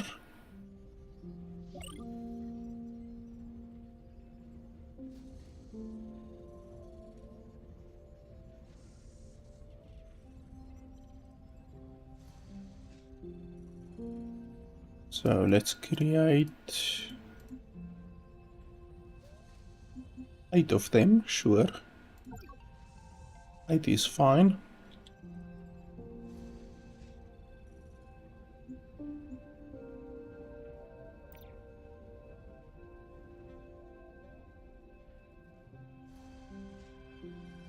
We are limited in technological advancements, though I recommend we investigate the planet's surface to gather intel.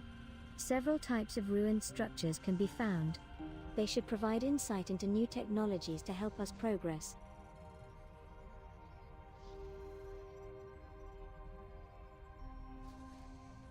Why aren't you making what I told you to make? I told you to make 8 of those. Why aren't you doing it?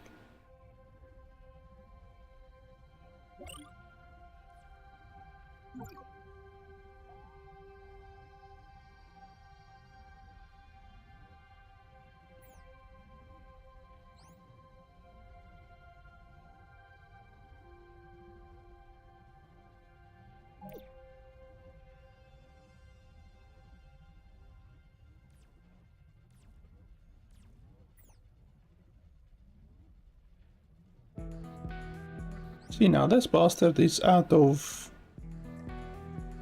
power. And it's just fucking sitting here. That's really stupid. Like, fucking get a move on. You silly bastard. This is another thing that I don't understand. Like, it is connected on the logistics grid, and yet it's just sitting here. Why? Like, go deliver your shit over there. And then you deliver your shit over there. Like, why are you just sitting here idle? Fucking go recharge. The fact that they just sit there and do nothing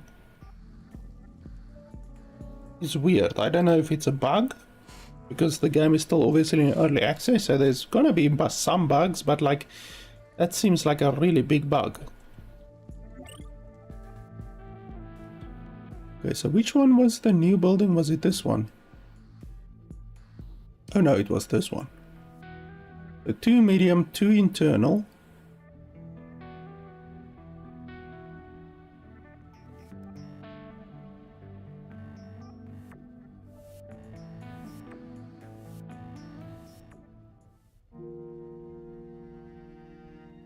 It's really not worth more than this, in my opinion.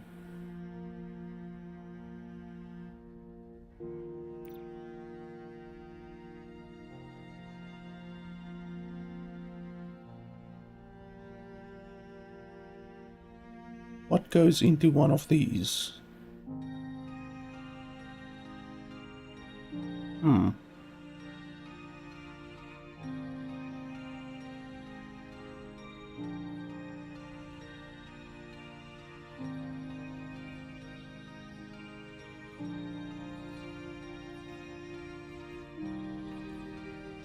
Oh, I don't have any more crystal, I just realized. Yeah, of course, I took all of my dudes who were busy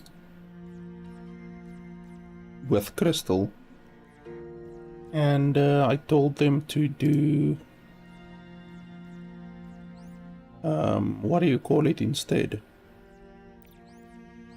You stand still for a second, come over here, go mine, and then bring it, yeah, over there is fine, because we need crystal.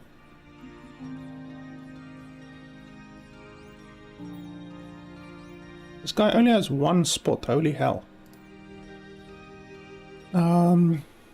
Okay, what was I busy thinking about? Oh yeah. I was busy contemplating whether this one is better or this one. This uses 12, 16 plates. Yeah, no, this is definitely better than this one. This one costs a shitload.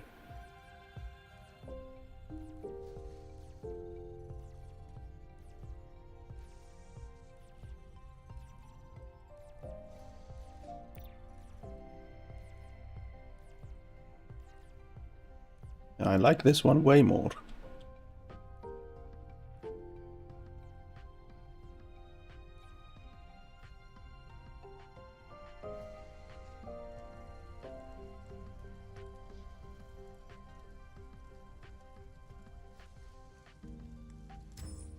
I build one there. We need to expand our range a little bit again.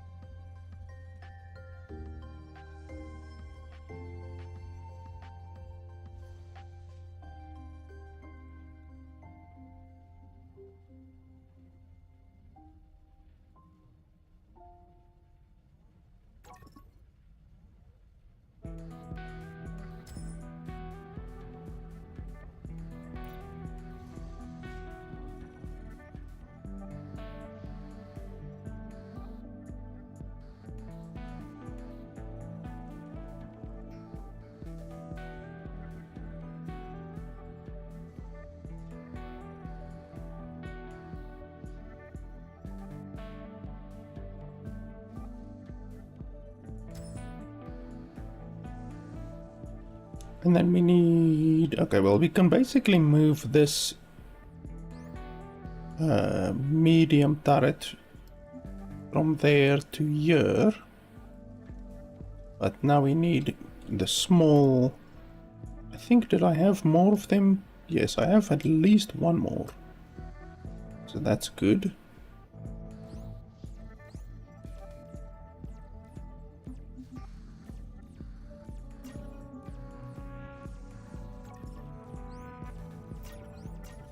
Why haven't you finished creating these solar cells yet, you idiot?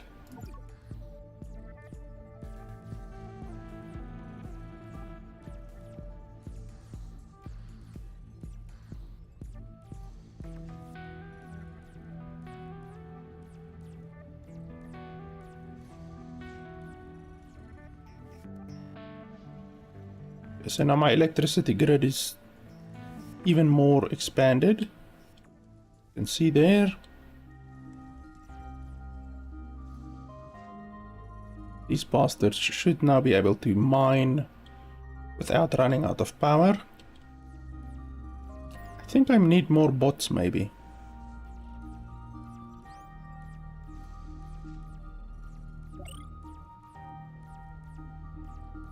Do I want the dash bots or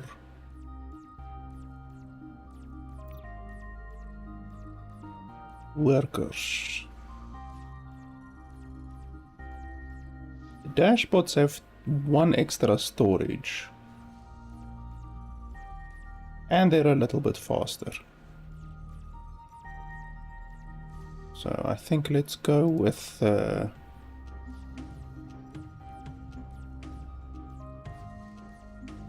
5. That should be nice.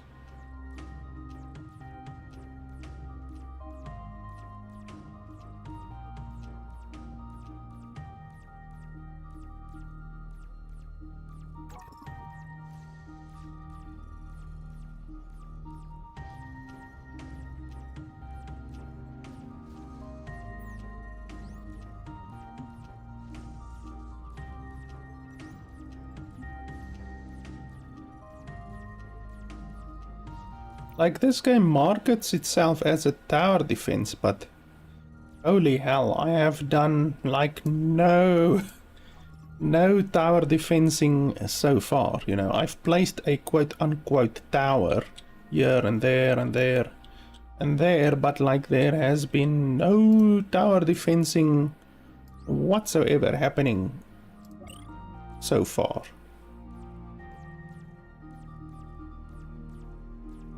Maybe it's like in the late game only that you do that, but still. Haven't done any tower defensing.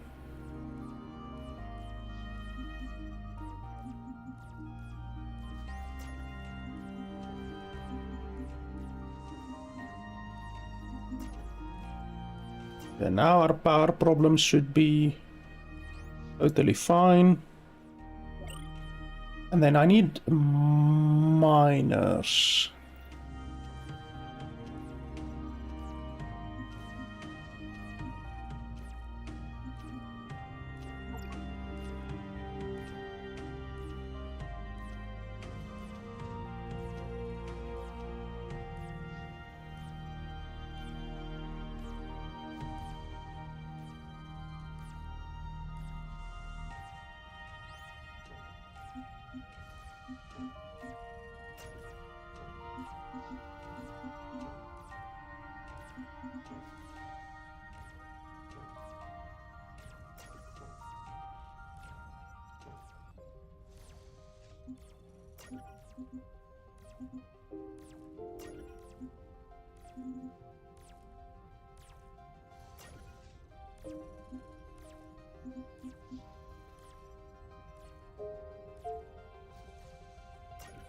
Okay, now I have a whole bunch new workers and miners. Don't really think there's anything else that I need to create. I can pretty much go back to creating circuit boards.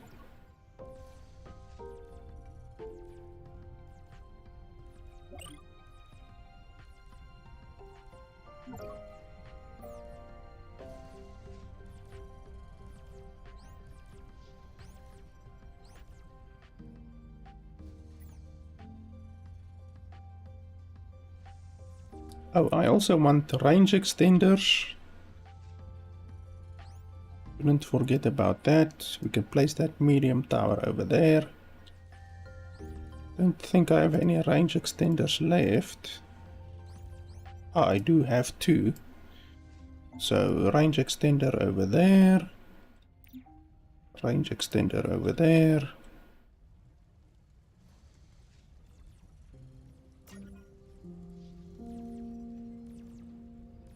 Like, I want to at least see a little bit of the combat. You know, what the combat is like before I end.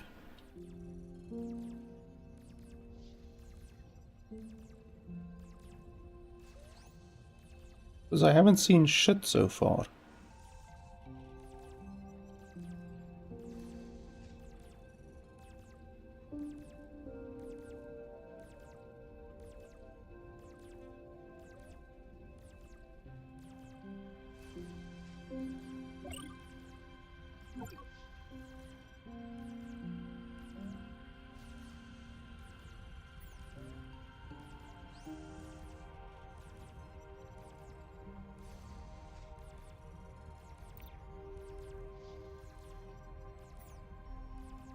I definitely need more crystal miners.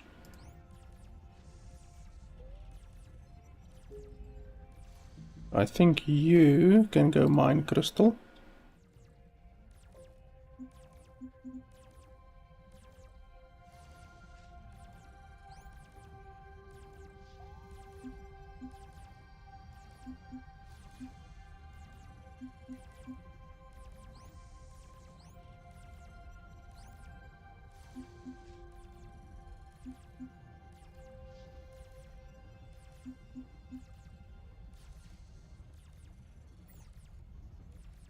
And then what else?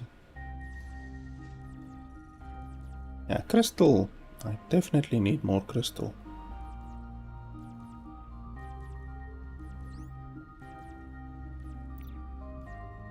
Go mine crystal.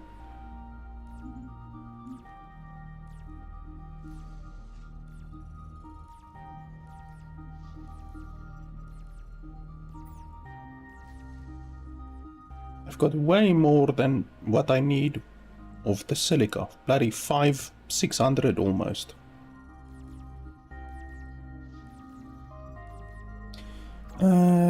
Let's see. Now that you're blah blah blah, first build a storage building near a base to receive silica and then produce a worker bot that will carry the silica. Right click on the workers logistical network button and check the mark route box. Okay, so let's use this guy for instance.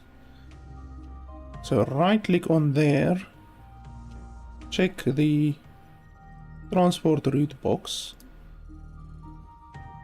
Now set the go-to point for the worker bot, the point to pick up from. Okay, so set the go-to. So that's the pickup. Okay, so let's say we pick up this over here. Pick up that. With the worker bot selected, click with the left mouse button on the go-to button. Okay, and then the drop off, where should you select the drop off or not? Should you not select the drop off? Because right now, what is he doing? Okay, now he's just standing still.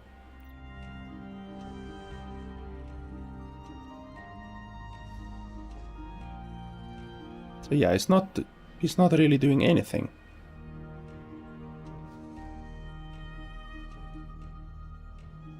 See, he's just standing there.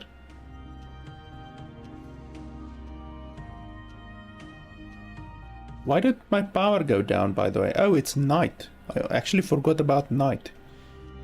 So I need more solar cells because during night I'm suffering. Okay. Alternatively, you can drag the button directly to the mining bot, blah blah blah. The worker bot selected, left click the mouse button, left mouse button on the go to button and then select, and then click on the mining bot. I don't understand this.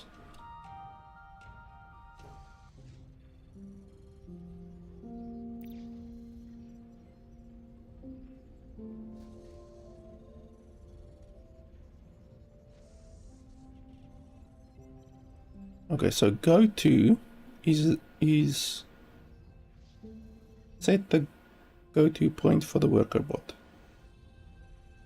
Okay, we set it as that. And then with the worker bot selected, click the left mouse button on the go to button. And then click on the mining bot. On which mining bot? My mining bot? On the mining bot. So like this one.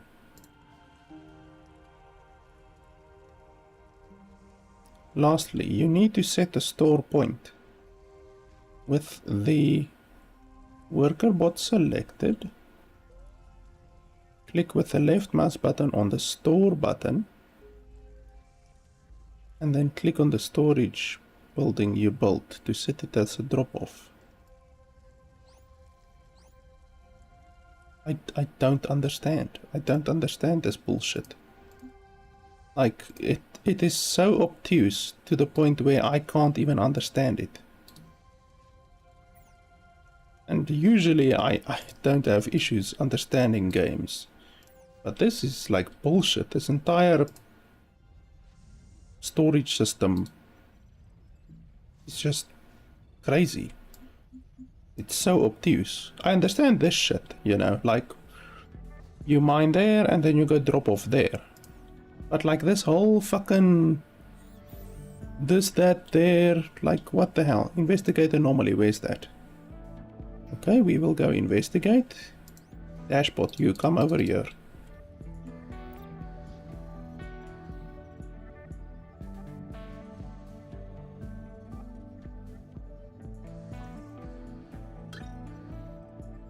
To unlock, fucking go away. Okay, well that was easy. Generates 300 power through the day and 100 during the night. Wow.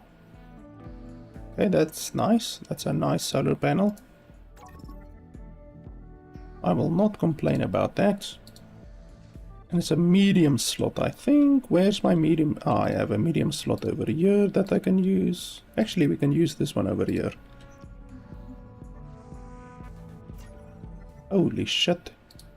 Yeah, that's 300 power is way better than the 50 that they normally give. But I do need to do something at night. I'm running out of stuff at night. Oh yeah, and foundation plates. I actually haven't even built foundation plates yet. Completely forgot about that.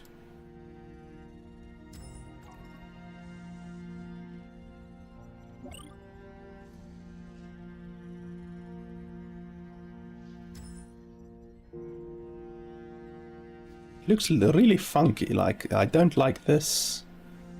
The icons, it shouldn't show an icon on each and every one of the bloody tiles. It should show like the blue area and then one icon so that you can see, okay, I'm building foundation there. You know, it's not necessary to have the icon on each and every bloody thing, you know. And then, okay, so what do we actually need next? We need that copper wire. You create that at the fabricator. Okay, I didn't even see that. So fabricators, it's just the regular small fabricators.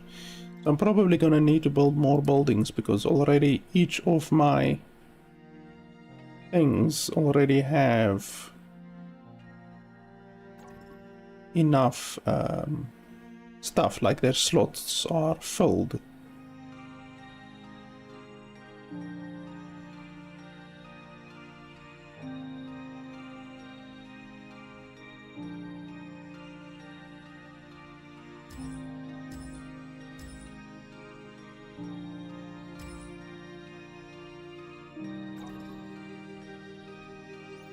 Okay, now I don't have enough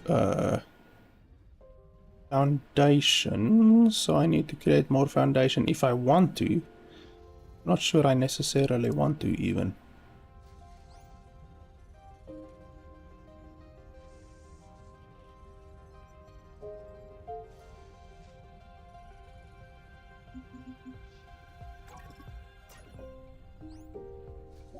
Okay, so you're gonna create wire. But that requires plates, and I already don't have a lot of plates. So let's just tell you to create plates as is.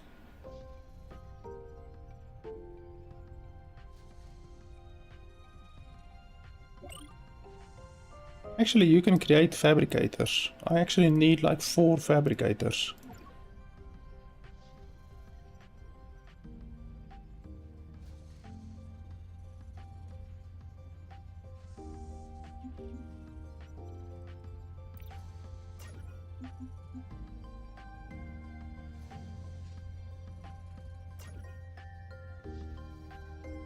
Oh, actually I just need 3, but it's okay.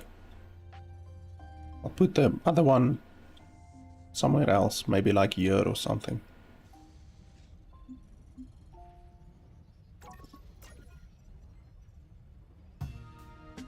We can put it over there, why not?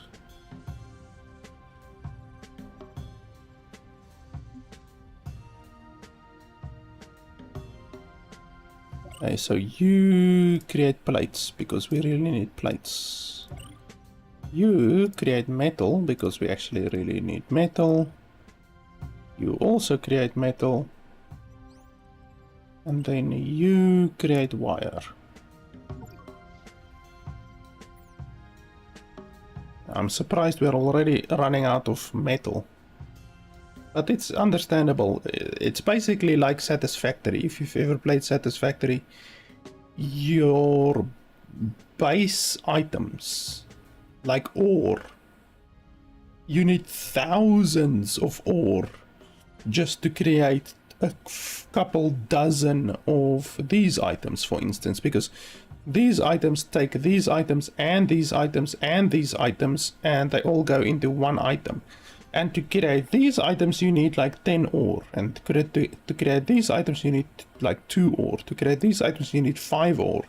So to create one of these are like 20 or 30 ore for a single one item, you know. So it's really crazy the amount of resources that you need of these lower, quote-unquote, lower items, you know, lower resources. I actually would want more buildings, because I'm already actually running out of plates again. So let's create a couple more of these.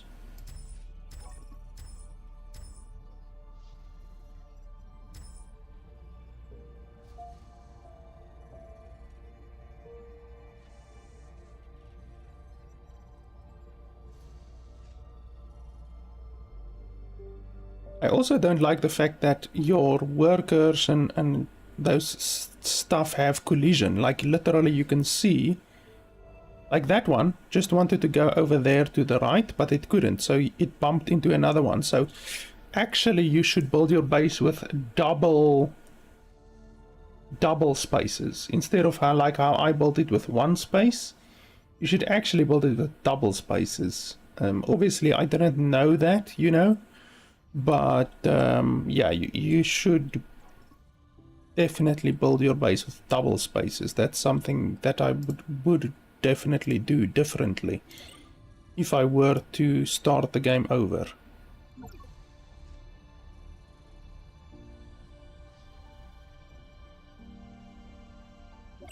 How many do I want? 4? 5.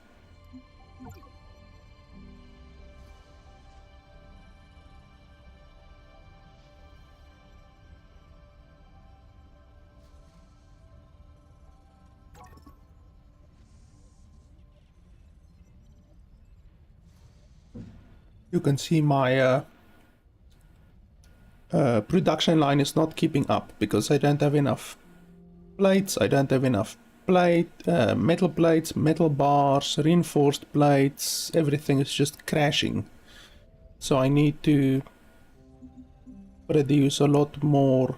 I need to get a lot more production buildings, and then on the back of that I need to make sure that it's being supplied with enough metal. My metal is looking fine, 125 currently, and my crystal and my silica is looking fine. So it's just really the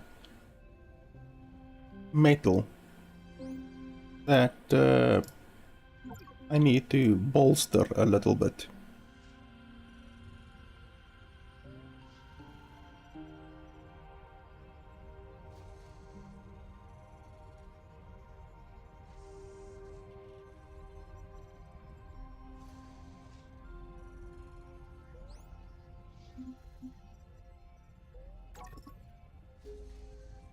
Oh, and you also, we can tell you to make wire, I guess. I'm not going to need that much wire, actually, I don't think. I think one wire building is plenty.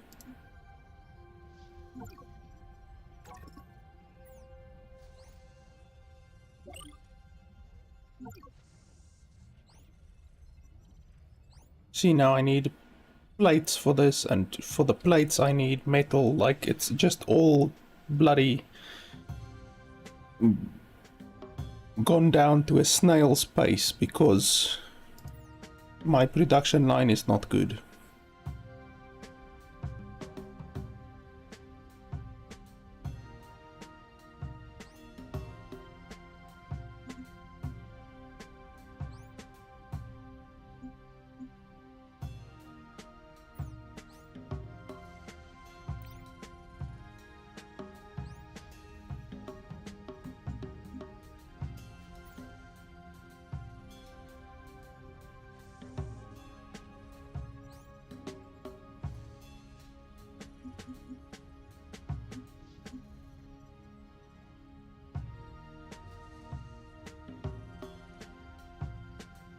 Just one more and then I will tell this guy to make metal bars again.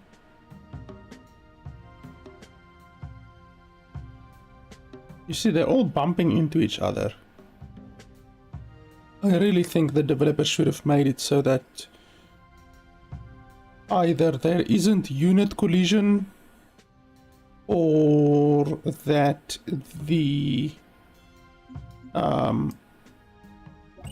AI is simply better, because like now you have them, like the bots waste time by going around and then, oh, I'm being blocked, let me try to go around here, and then, oh, I'm being blocked, let me try to find another space. You know, they should have basically pre-planned movement, you know, like obviously the computer should know, the computer who is busy controlling all of the movements should know, okay, send this guy over there, send that guy over there, so that they don't bump into each other.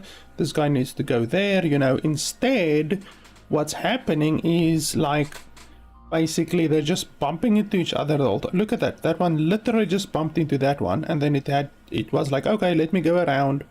Like, that's a massive waste of time. Like, it's a really, really inefficient movement system. It's horribly inefficient.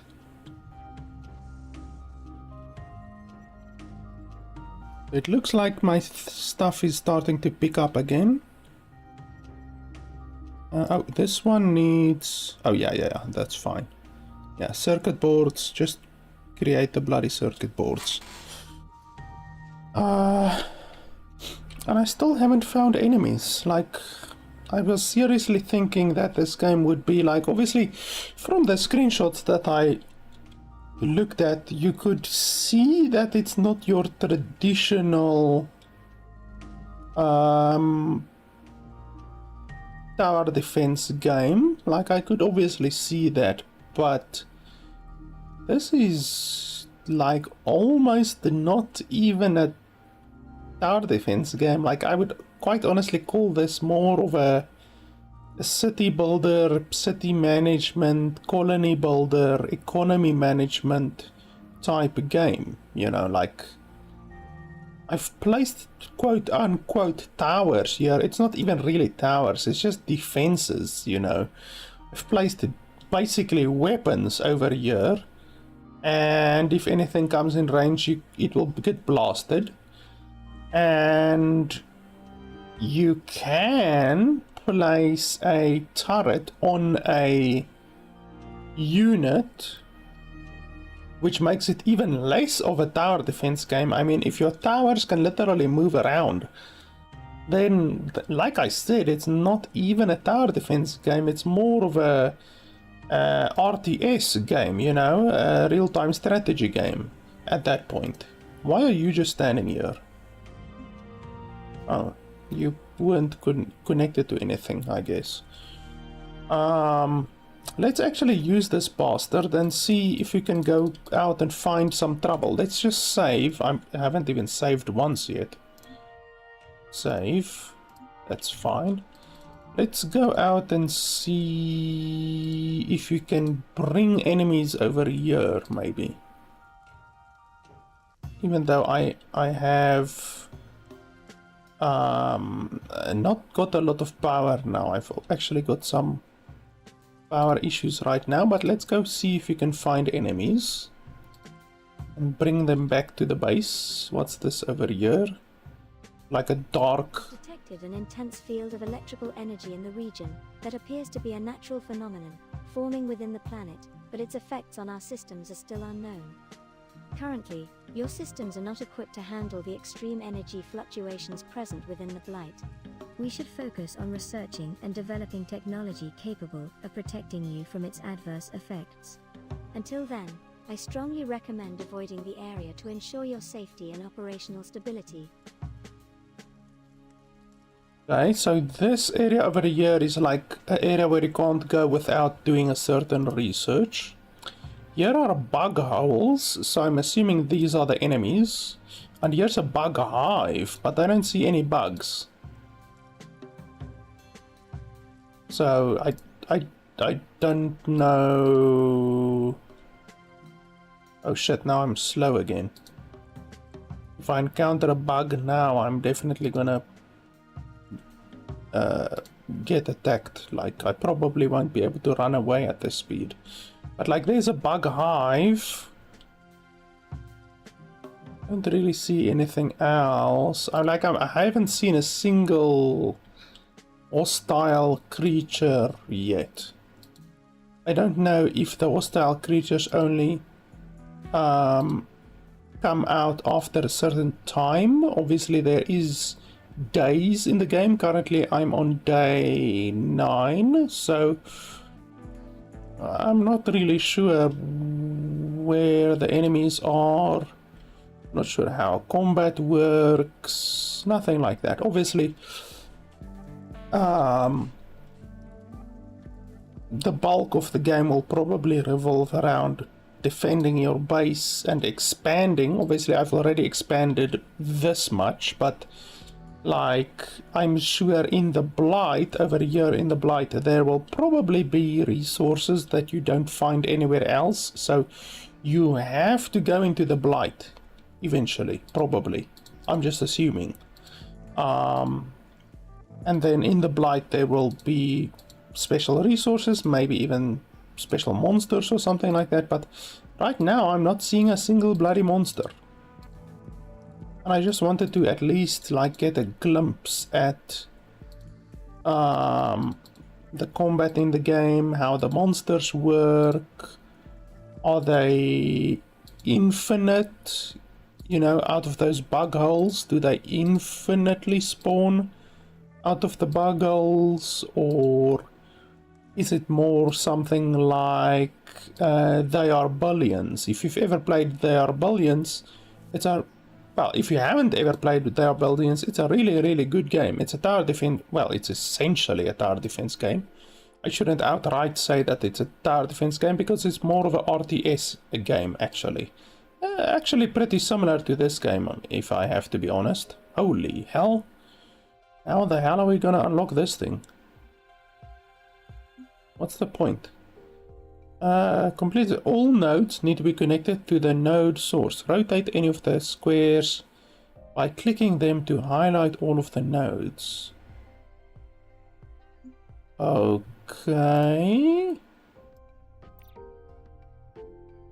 Fucking hell, this is not going to be easy.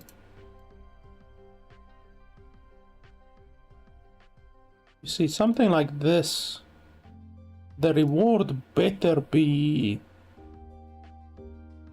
very good. Like, if you do something like this and the reward is not good, then I would not be happy. How the hell? This is gonna take me like 10 minutes to figure out.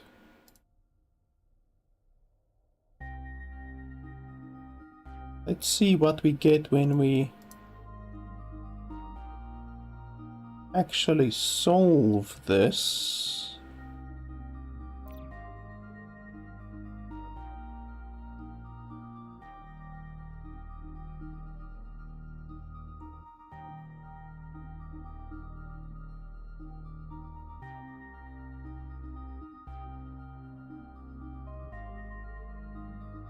How the hell am I going to connect all of these?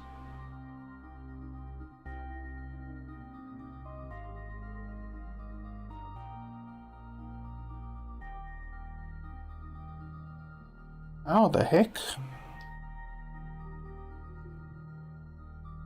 So this one can't connect there. It can't connect there. It can connect there. It can't connect there. There's no way for it to connect there. So it can only connect here. Which means you are forced to do this, basically. Okay, holy hell. I was not expecting this game to be a bloody puzzle game. Out of nowhere.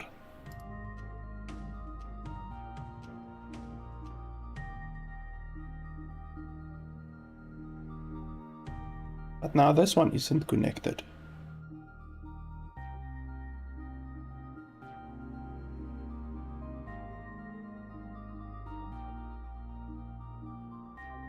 This is really ridiculous. The fact that you have to connect all of them.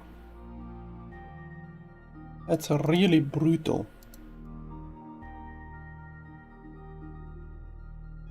Like if they said, okay, connect 90% of them, that would make it much easier. But the fact that you have to connect all of them, that is brutal. Okay, so just this one remaining, but how the hell?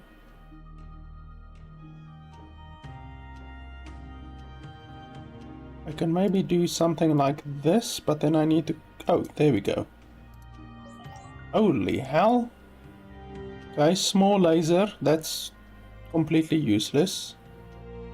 Small mining tool, that's the same one as what I already have, I believe. And then a signpost. Fucking useless.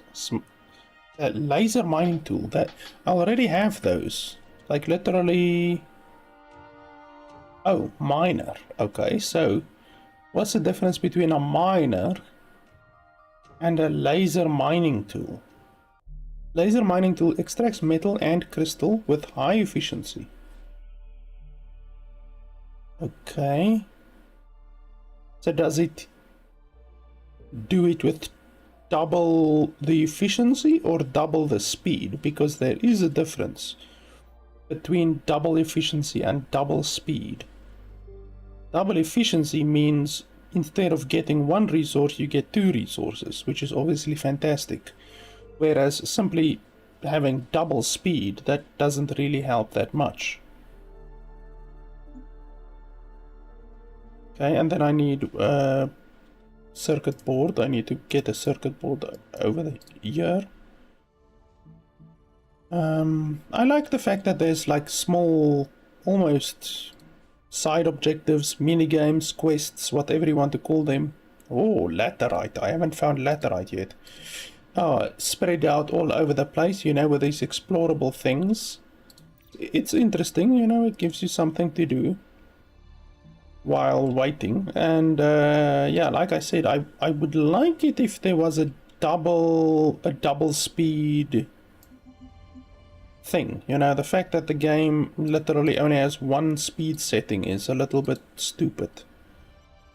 Let's give it to that guy. See, now my fucking bot, look at that, look. He went like down and up and down and up and down again. Like, the fact that it's such a fucking struggle to just get the shit done is really bad, you know. It should not be such a struggle. Where are you?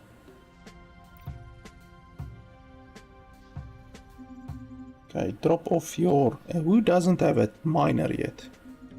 Is there someone who doesn't have a miner? I think everyone has a miner. You see, like, all of this movement is just chaos. It is complete and utter chaos.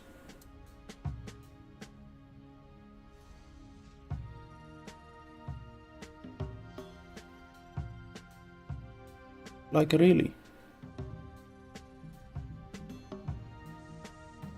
Go over there, drop off this useless signpost. I don't even know why it's in the game. Like, I see, like, the signpost says something. So the signpost says crystal to that, you know. That's what the signpost says. And I'm assuming you can change it or something. I don't know. I'm assuming you could change it. Show text of the visual register. So set sign, so you can then change the sign, you know. You can make it say whatever, you know. Boom. Like, completely useless. What the fuck is the use of that? But the game does have a multiplayer function, so I mean, I guess you can use that somehow to insult your opponents or something like that, but it's really quite useless. What else did I want to do? I'm still struggling a little bit with the metal ore. I think I should have more people with mining duties. Come over here and mine, you bastard. Just mine. And you also. Just mine. Go. Just go mine. My crystals are totally fine. The silica is okay. But my bloody metal ore is definitely too low. Way too low. Okay, so that's fine. Yeah, 3 bots moving around and delivering all of the stuff is fine. That's enough. You should actually probably drop your stuff off over there. Oh no, this is actually full. Let's get rid of all of this stuff.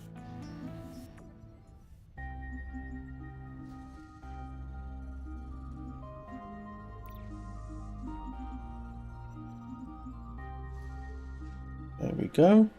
You see, stuff like that, like, the game should have the logic programmed into it to not allow this to happen. You know, your main storage facility, the one that has the uplink on it, that is sending resources for the research, should not get like overflown, I guess I can say, with resources like this. Your workers should automatically take this stuff to the storage places, and you should have the capability or the ability to tell them to do that. You know, you should be able to tell your workers to basically keep this building empty from the silicon, you know, the silicon that it's producing. So I don't know, it's just like I said, the game has way too much unnecessary obtuse bullshit that you have to deal with. The developers could have made your life a lot easier by just putting a proper logical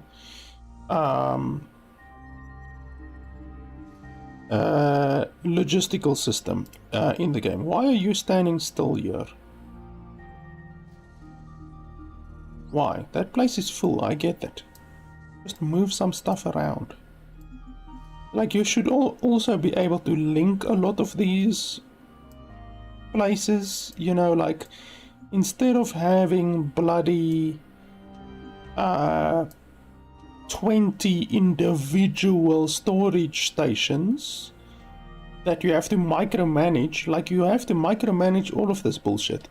Instead of having that, you should be able to link them somehow, you know, just link the motherfuckers. So if one overflows, then you can just kind of divert it from the one to the other one to the other one to the other one, you know, stuff like that.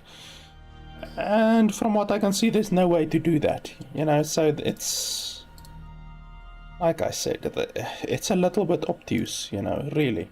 Here also, like, this place is overflowing with wire, so it should empty itself automatically. Like, the wire should empty itself, but it doesn't. Like, the game doesn't have the logic to do that. So you have to go store, and then you have to select a building for the items to actually be stored in. And that's just obtuse. And you have to do that with every building.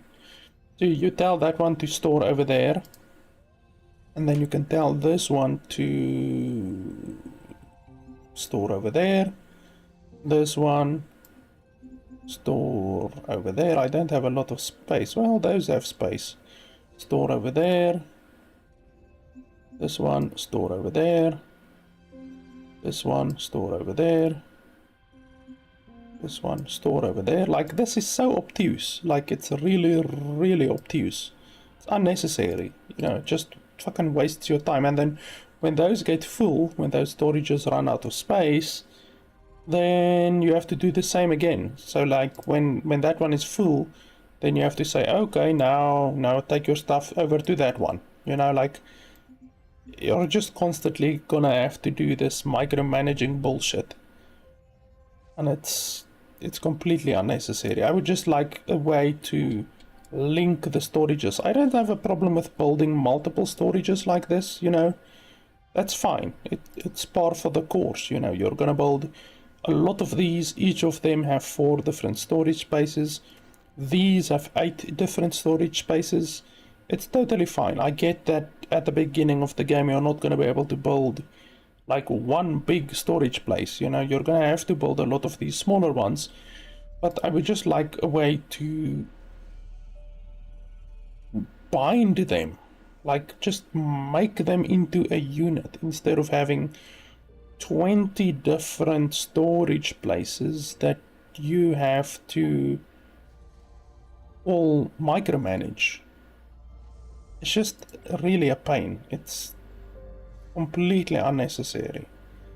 Really a pain. I don't know what this is.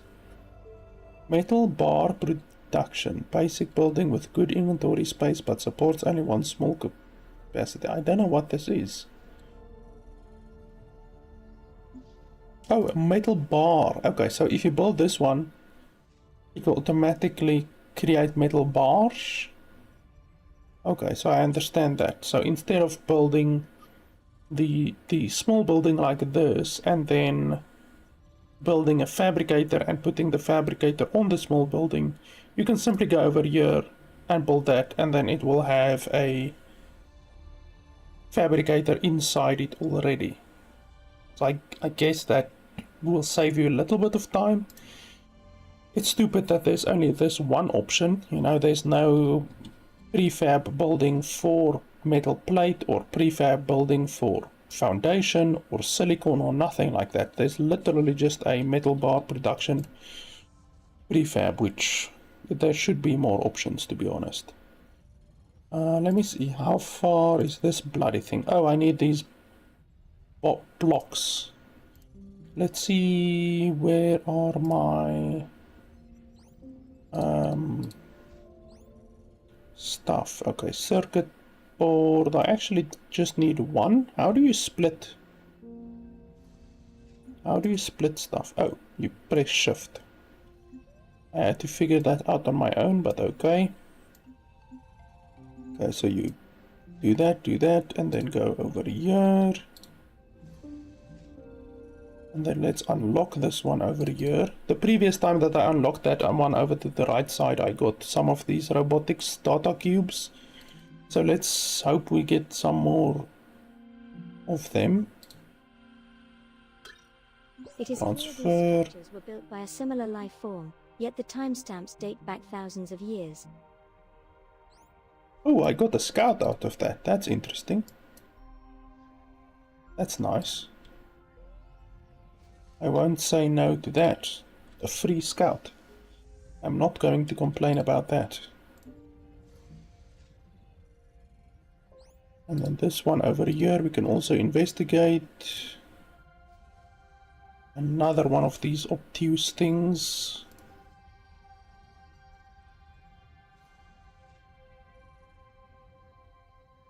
I'm not a fan of puzzles, to be honest.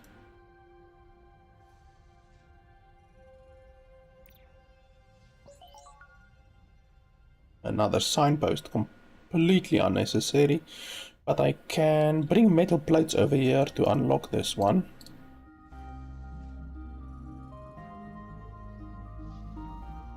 So I don't know if you will... If I haven't unlocked combat yet, because I mean... I went over here to these bug holes and the bug hive. There's 2 bug hives over here, but there were no enemies. So I'm not sure like how, like maybe later in the game you will get enemies, because I mean I've explored a fair amount now already, you know. I've explored a fair amount and I haven't found any enemies yet. Not a single enemy in more than 2 hours of playing the game. So I would have liked to show some combat, but like I'm not finding enemies. Simply not finding enemies. So yeah, I would have liked to show off a little bit, but I mean, what can you do if the game's not gonna allow you to see enemies? Then that's the way it is, you know. So I'm gonna have to render my conclusion without seeing any combat in the game, but to be honest with you, it's not even really going to change my opinion of the game, because my opinion of the game is rather negative. I have to be honest. I like the game. There are quite a few issues, quite a couple of issues.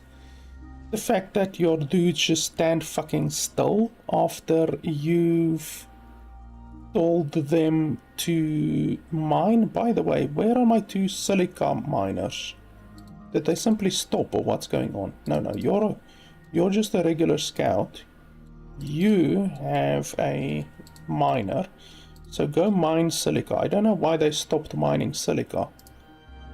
I do not remember telling them to stop mining silica, because I see I have no silica remaining. So for some reason my dudes just stopped mining silica. You also go mine silica. So for some reason when your dudes run out of energy, because they have an energy bar, they just stand there. They don't go back to base to recharge. They don't go and deliver their stuff. When they're out of energy, they literally just stand there, which is really idiotic. It once again just makes the player have to do unnecessary micromanaging, because you have to constantly be on the lookout for any of your workers who have run out of energy. And then once you see them, then you have to be like, okay, go back to town, and you have to make sure that the AI keeps them there for long enough so that they can get energy again, so that they can go out again, you know. These are gonna run out of energy in just a second, so you're gonna be literally be able to see what I'm talking about. So that's completely unnecessary micromanaging that you have to do. Like this one here, it's now out of energy. It's just gonna fucking stand here.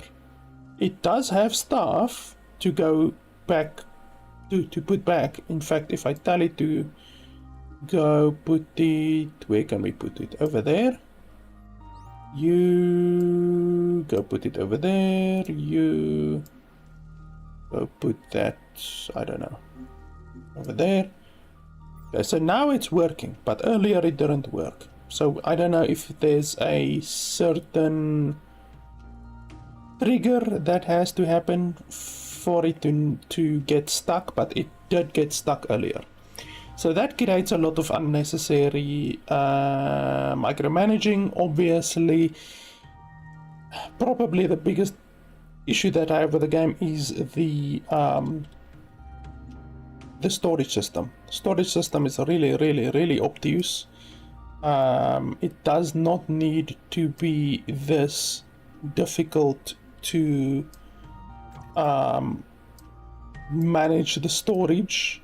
Like it's just crazy how you can only assign one storage drop-off place to a particular dude.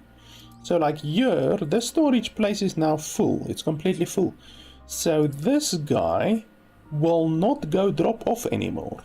Literally, he will mine until his storage is full, and then he will see, oh, the storage is also full.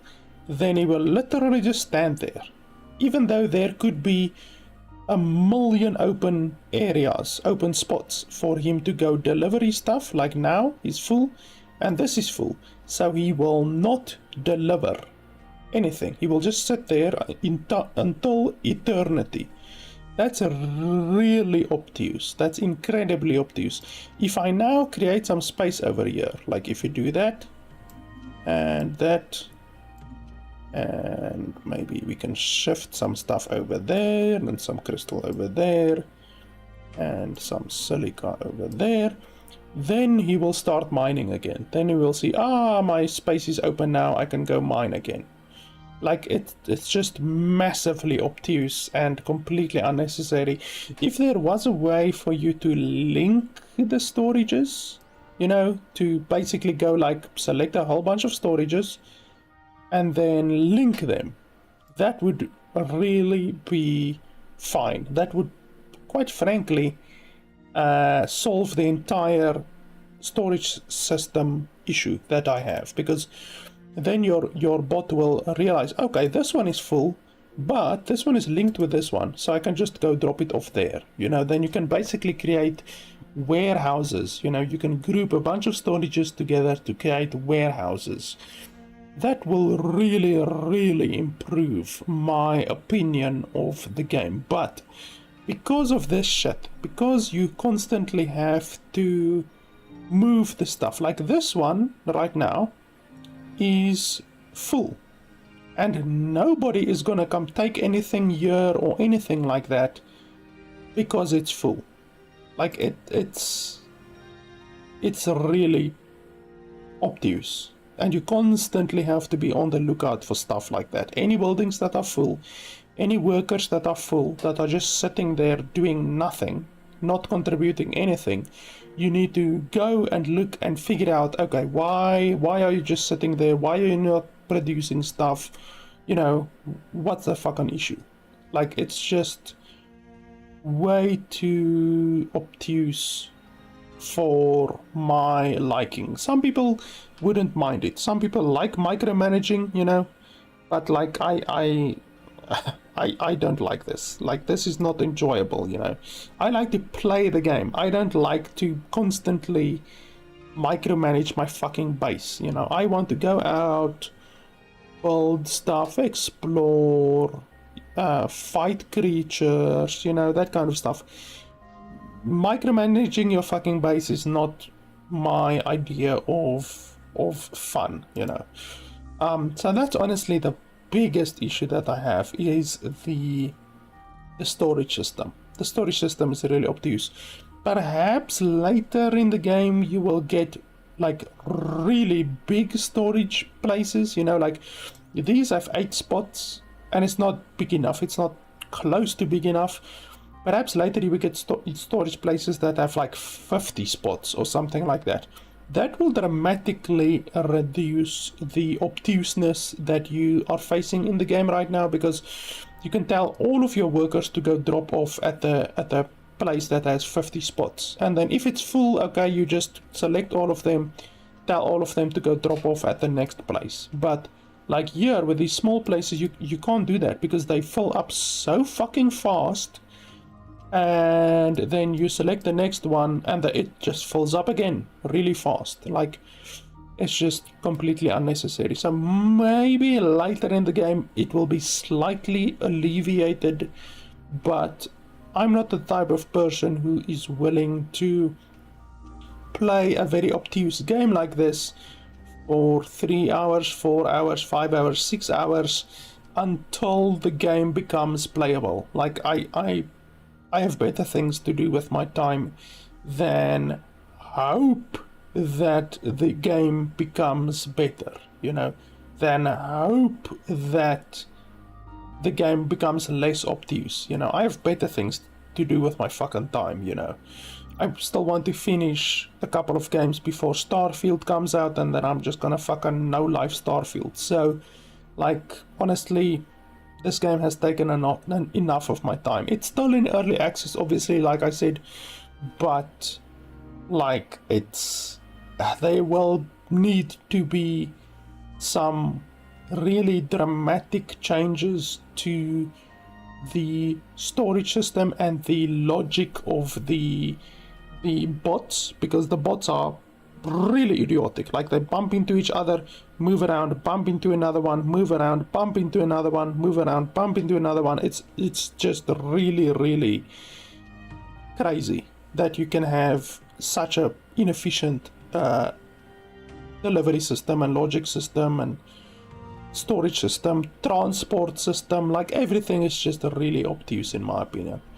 I like the game. I want to like the game, but the storage system and the transport system is just far too time consuming and obtuse for me to get any enjoyment out of the game right now. And I have no fucking idea how this game can be considered a tower defense, because I've been playing almost 3 hours and I haven't seen a single enemy yet. So yeah, if you're looking for a tower defense to spend $30 on, firstly, $30 is a shitload for a tower defense. Tower defense games are not so expensive.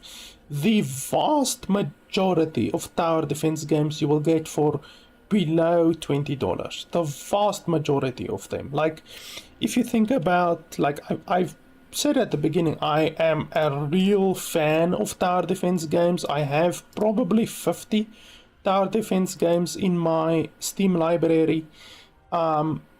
This game is $30. That's a shitload in the tower defense genre. In my opinion, I've said this before when I reviewed other tower defense games. I've said this before.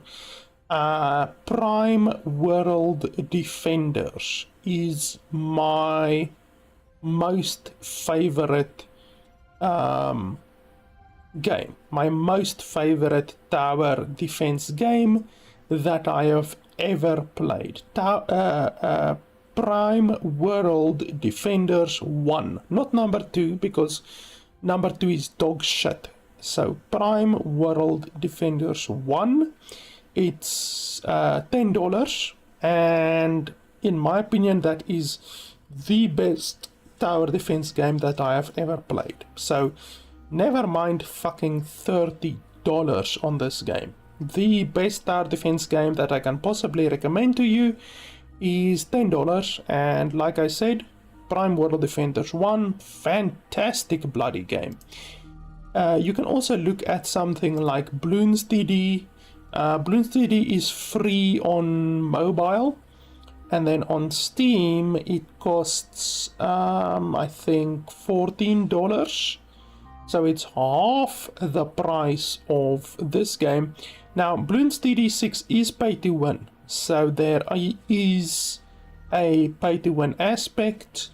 The game is playable without buying those pay to win things, but even if you consider that you're gonna spend $30, you can still buy Bloons TD6, and then you can spend $15 on the pay to win stuff in the game. Like there's the one pay to win thing where you pay, I can't remember how much, and then you get double gold, literally double gold in the game. I would do that, so then you would still be end up paying less than $30 in total. So you can buy Bloons TD6 for $14 and buy some of the pay to win stuff in the game, and you would still be left with a better game than Desynced for less money. But like I said, I wouldn't even recommend that. I would simply recommend that you get Prime World Defenders 1, and that's $10, and you will not look back. In addition to that, some other good tower defense games that I can recommend is Element TD2. That's also a pretty good game. It's for $15, so Element TD2 is a pretty good tower defense game that I can certainly recommend. Spirits of the Elements is also a pretty good game. Spirits of the Elements. That is $10 on $12, excuse me, on Steam. So that's also a pretty good game. So with all of these games, Element TD2 and Bloons TD6 and Spirits of the Elements and Prime World Defenders, you're looking at spending around $15 and getting a vastly superior game than what you're gonna get with Desynced. And Desynced costs $30. Like, honestly, I don't know how these developers can even justify paying $30. Like, it's a little bit, I don't know, I wouldn't say tone deaf, you know, but they definitely are charging an excessive amount in the tower defense genre. Like, surely they must know how much games on average in the tower defense genre costs, and the fact that they are just either ignoring the fact that their game is double the price of all of the other good tower defense games in the genre, or the fact that they just don't care that they're asking double the price. Like, I don't know which is worse, but yeah, like I said, there are far better tower defense games in the genre, in tower defense genre, for half the price of this game. And yeah, the game is not good. The regional pricing for the game is really bad. The game is for sale in Russia, which both of those things would make me thoroughly reconsider whether or not to support the developer. So yeah, but I will check out the game probably when the game releases, so I'm not sure. Let me check the Steam page here quickly. to see how long the developers say the game is going to be in early access, more or less. Okay, so they say we anticipate approximately 1 year between early access and the full launch of the game. So the game just released a couple of days ago, and they say about a year the game will take to be fully released. So they have a year to hopefully make it so that you can somehow get rid of this obtuse storage system, and hopefully fix the AI of the bots. You know, this fucking place is full once again. That's so irritating. I just move the bloody stuff. I can't even see. You can't even see properly if the buildings are full or not. Like, you have to fucking zoom in just to see what the situation is, you know? Like, it should show, like, there should be a way to show, like, little blocks, like little blue blocks, like a block there, a block there, a block there, and a block there. And then if the block is highlighted, then it's full. If it's not highlighted, then it's not full. You know, something like that. There's another fucking full building over there. There's another full building over there. Like, it's just gonna require constant fucking micromanagement, and that's not my idea of fun, to be honest. So yeah, I can't recommend the game, but I will probably check the game out again in a year or so when the game fully releases. But there is going to need the game is gonna need some really significant reworking of the storage system, at least. Like, if the storage system wasn't so obtuse, I don't even think I would be able to recommend the game, simply because the game is $30. Like, it's too much. $30 is way too much, like, seriously.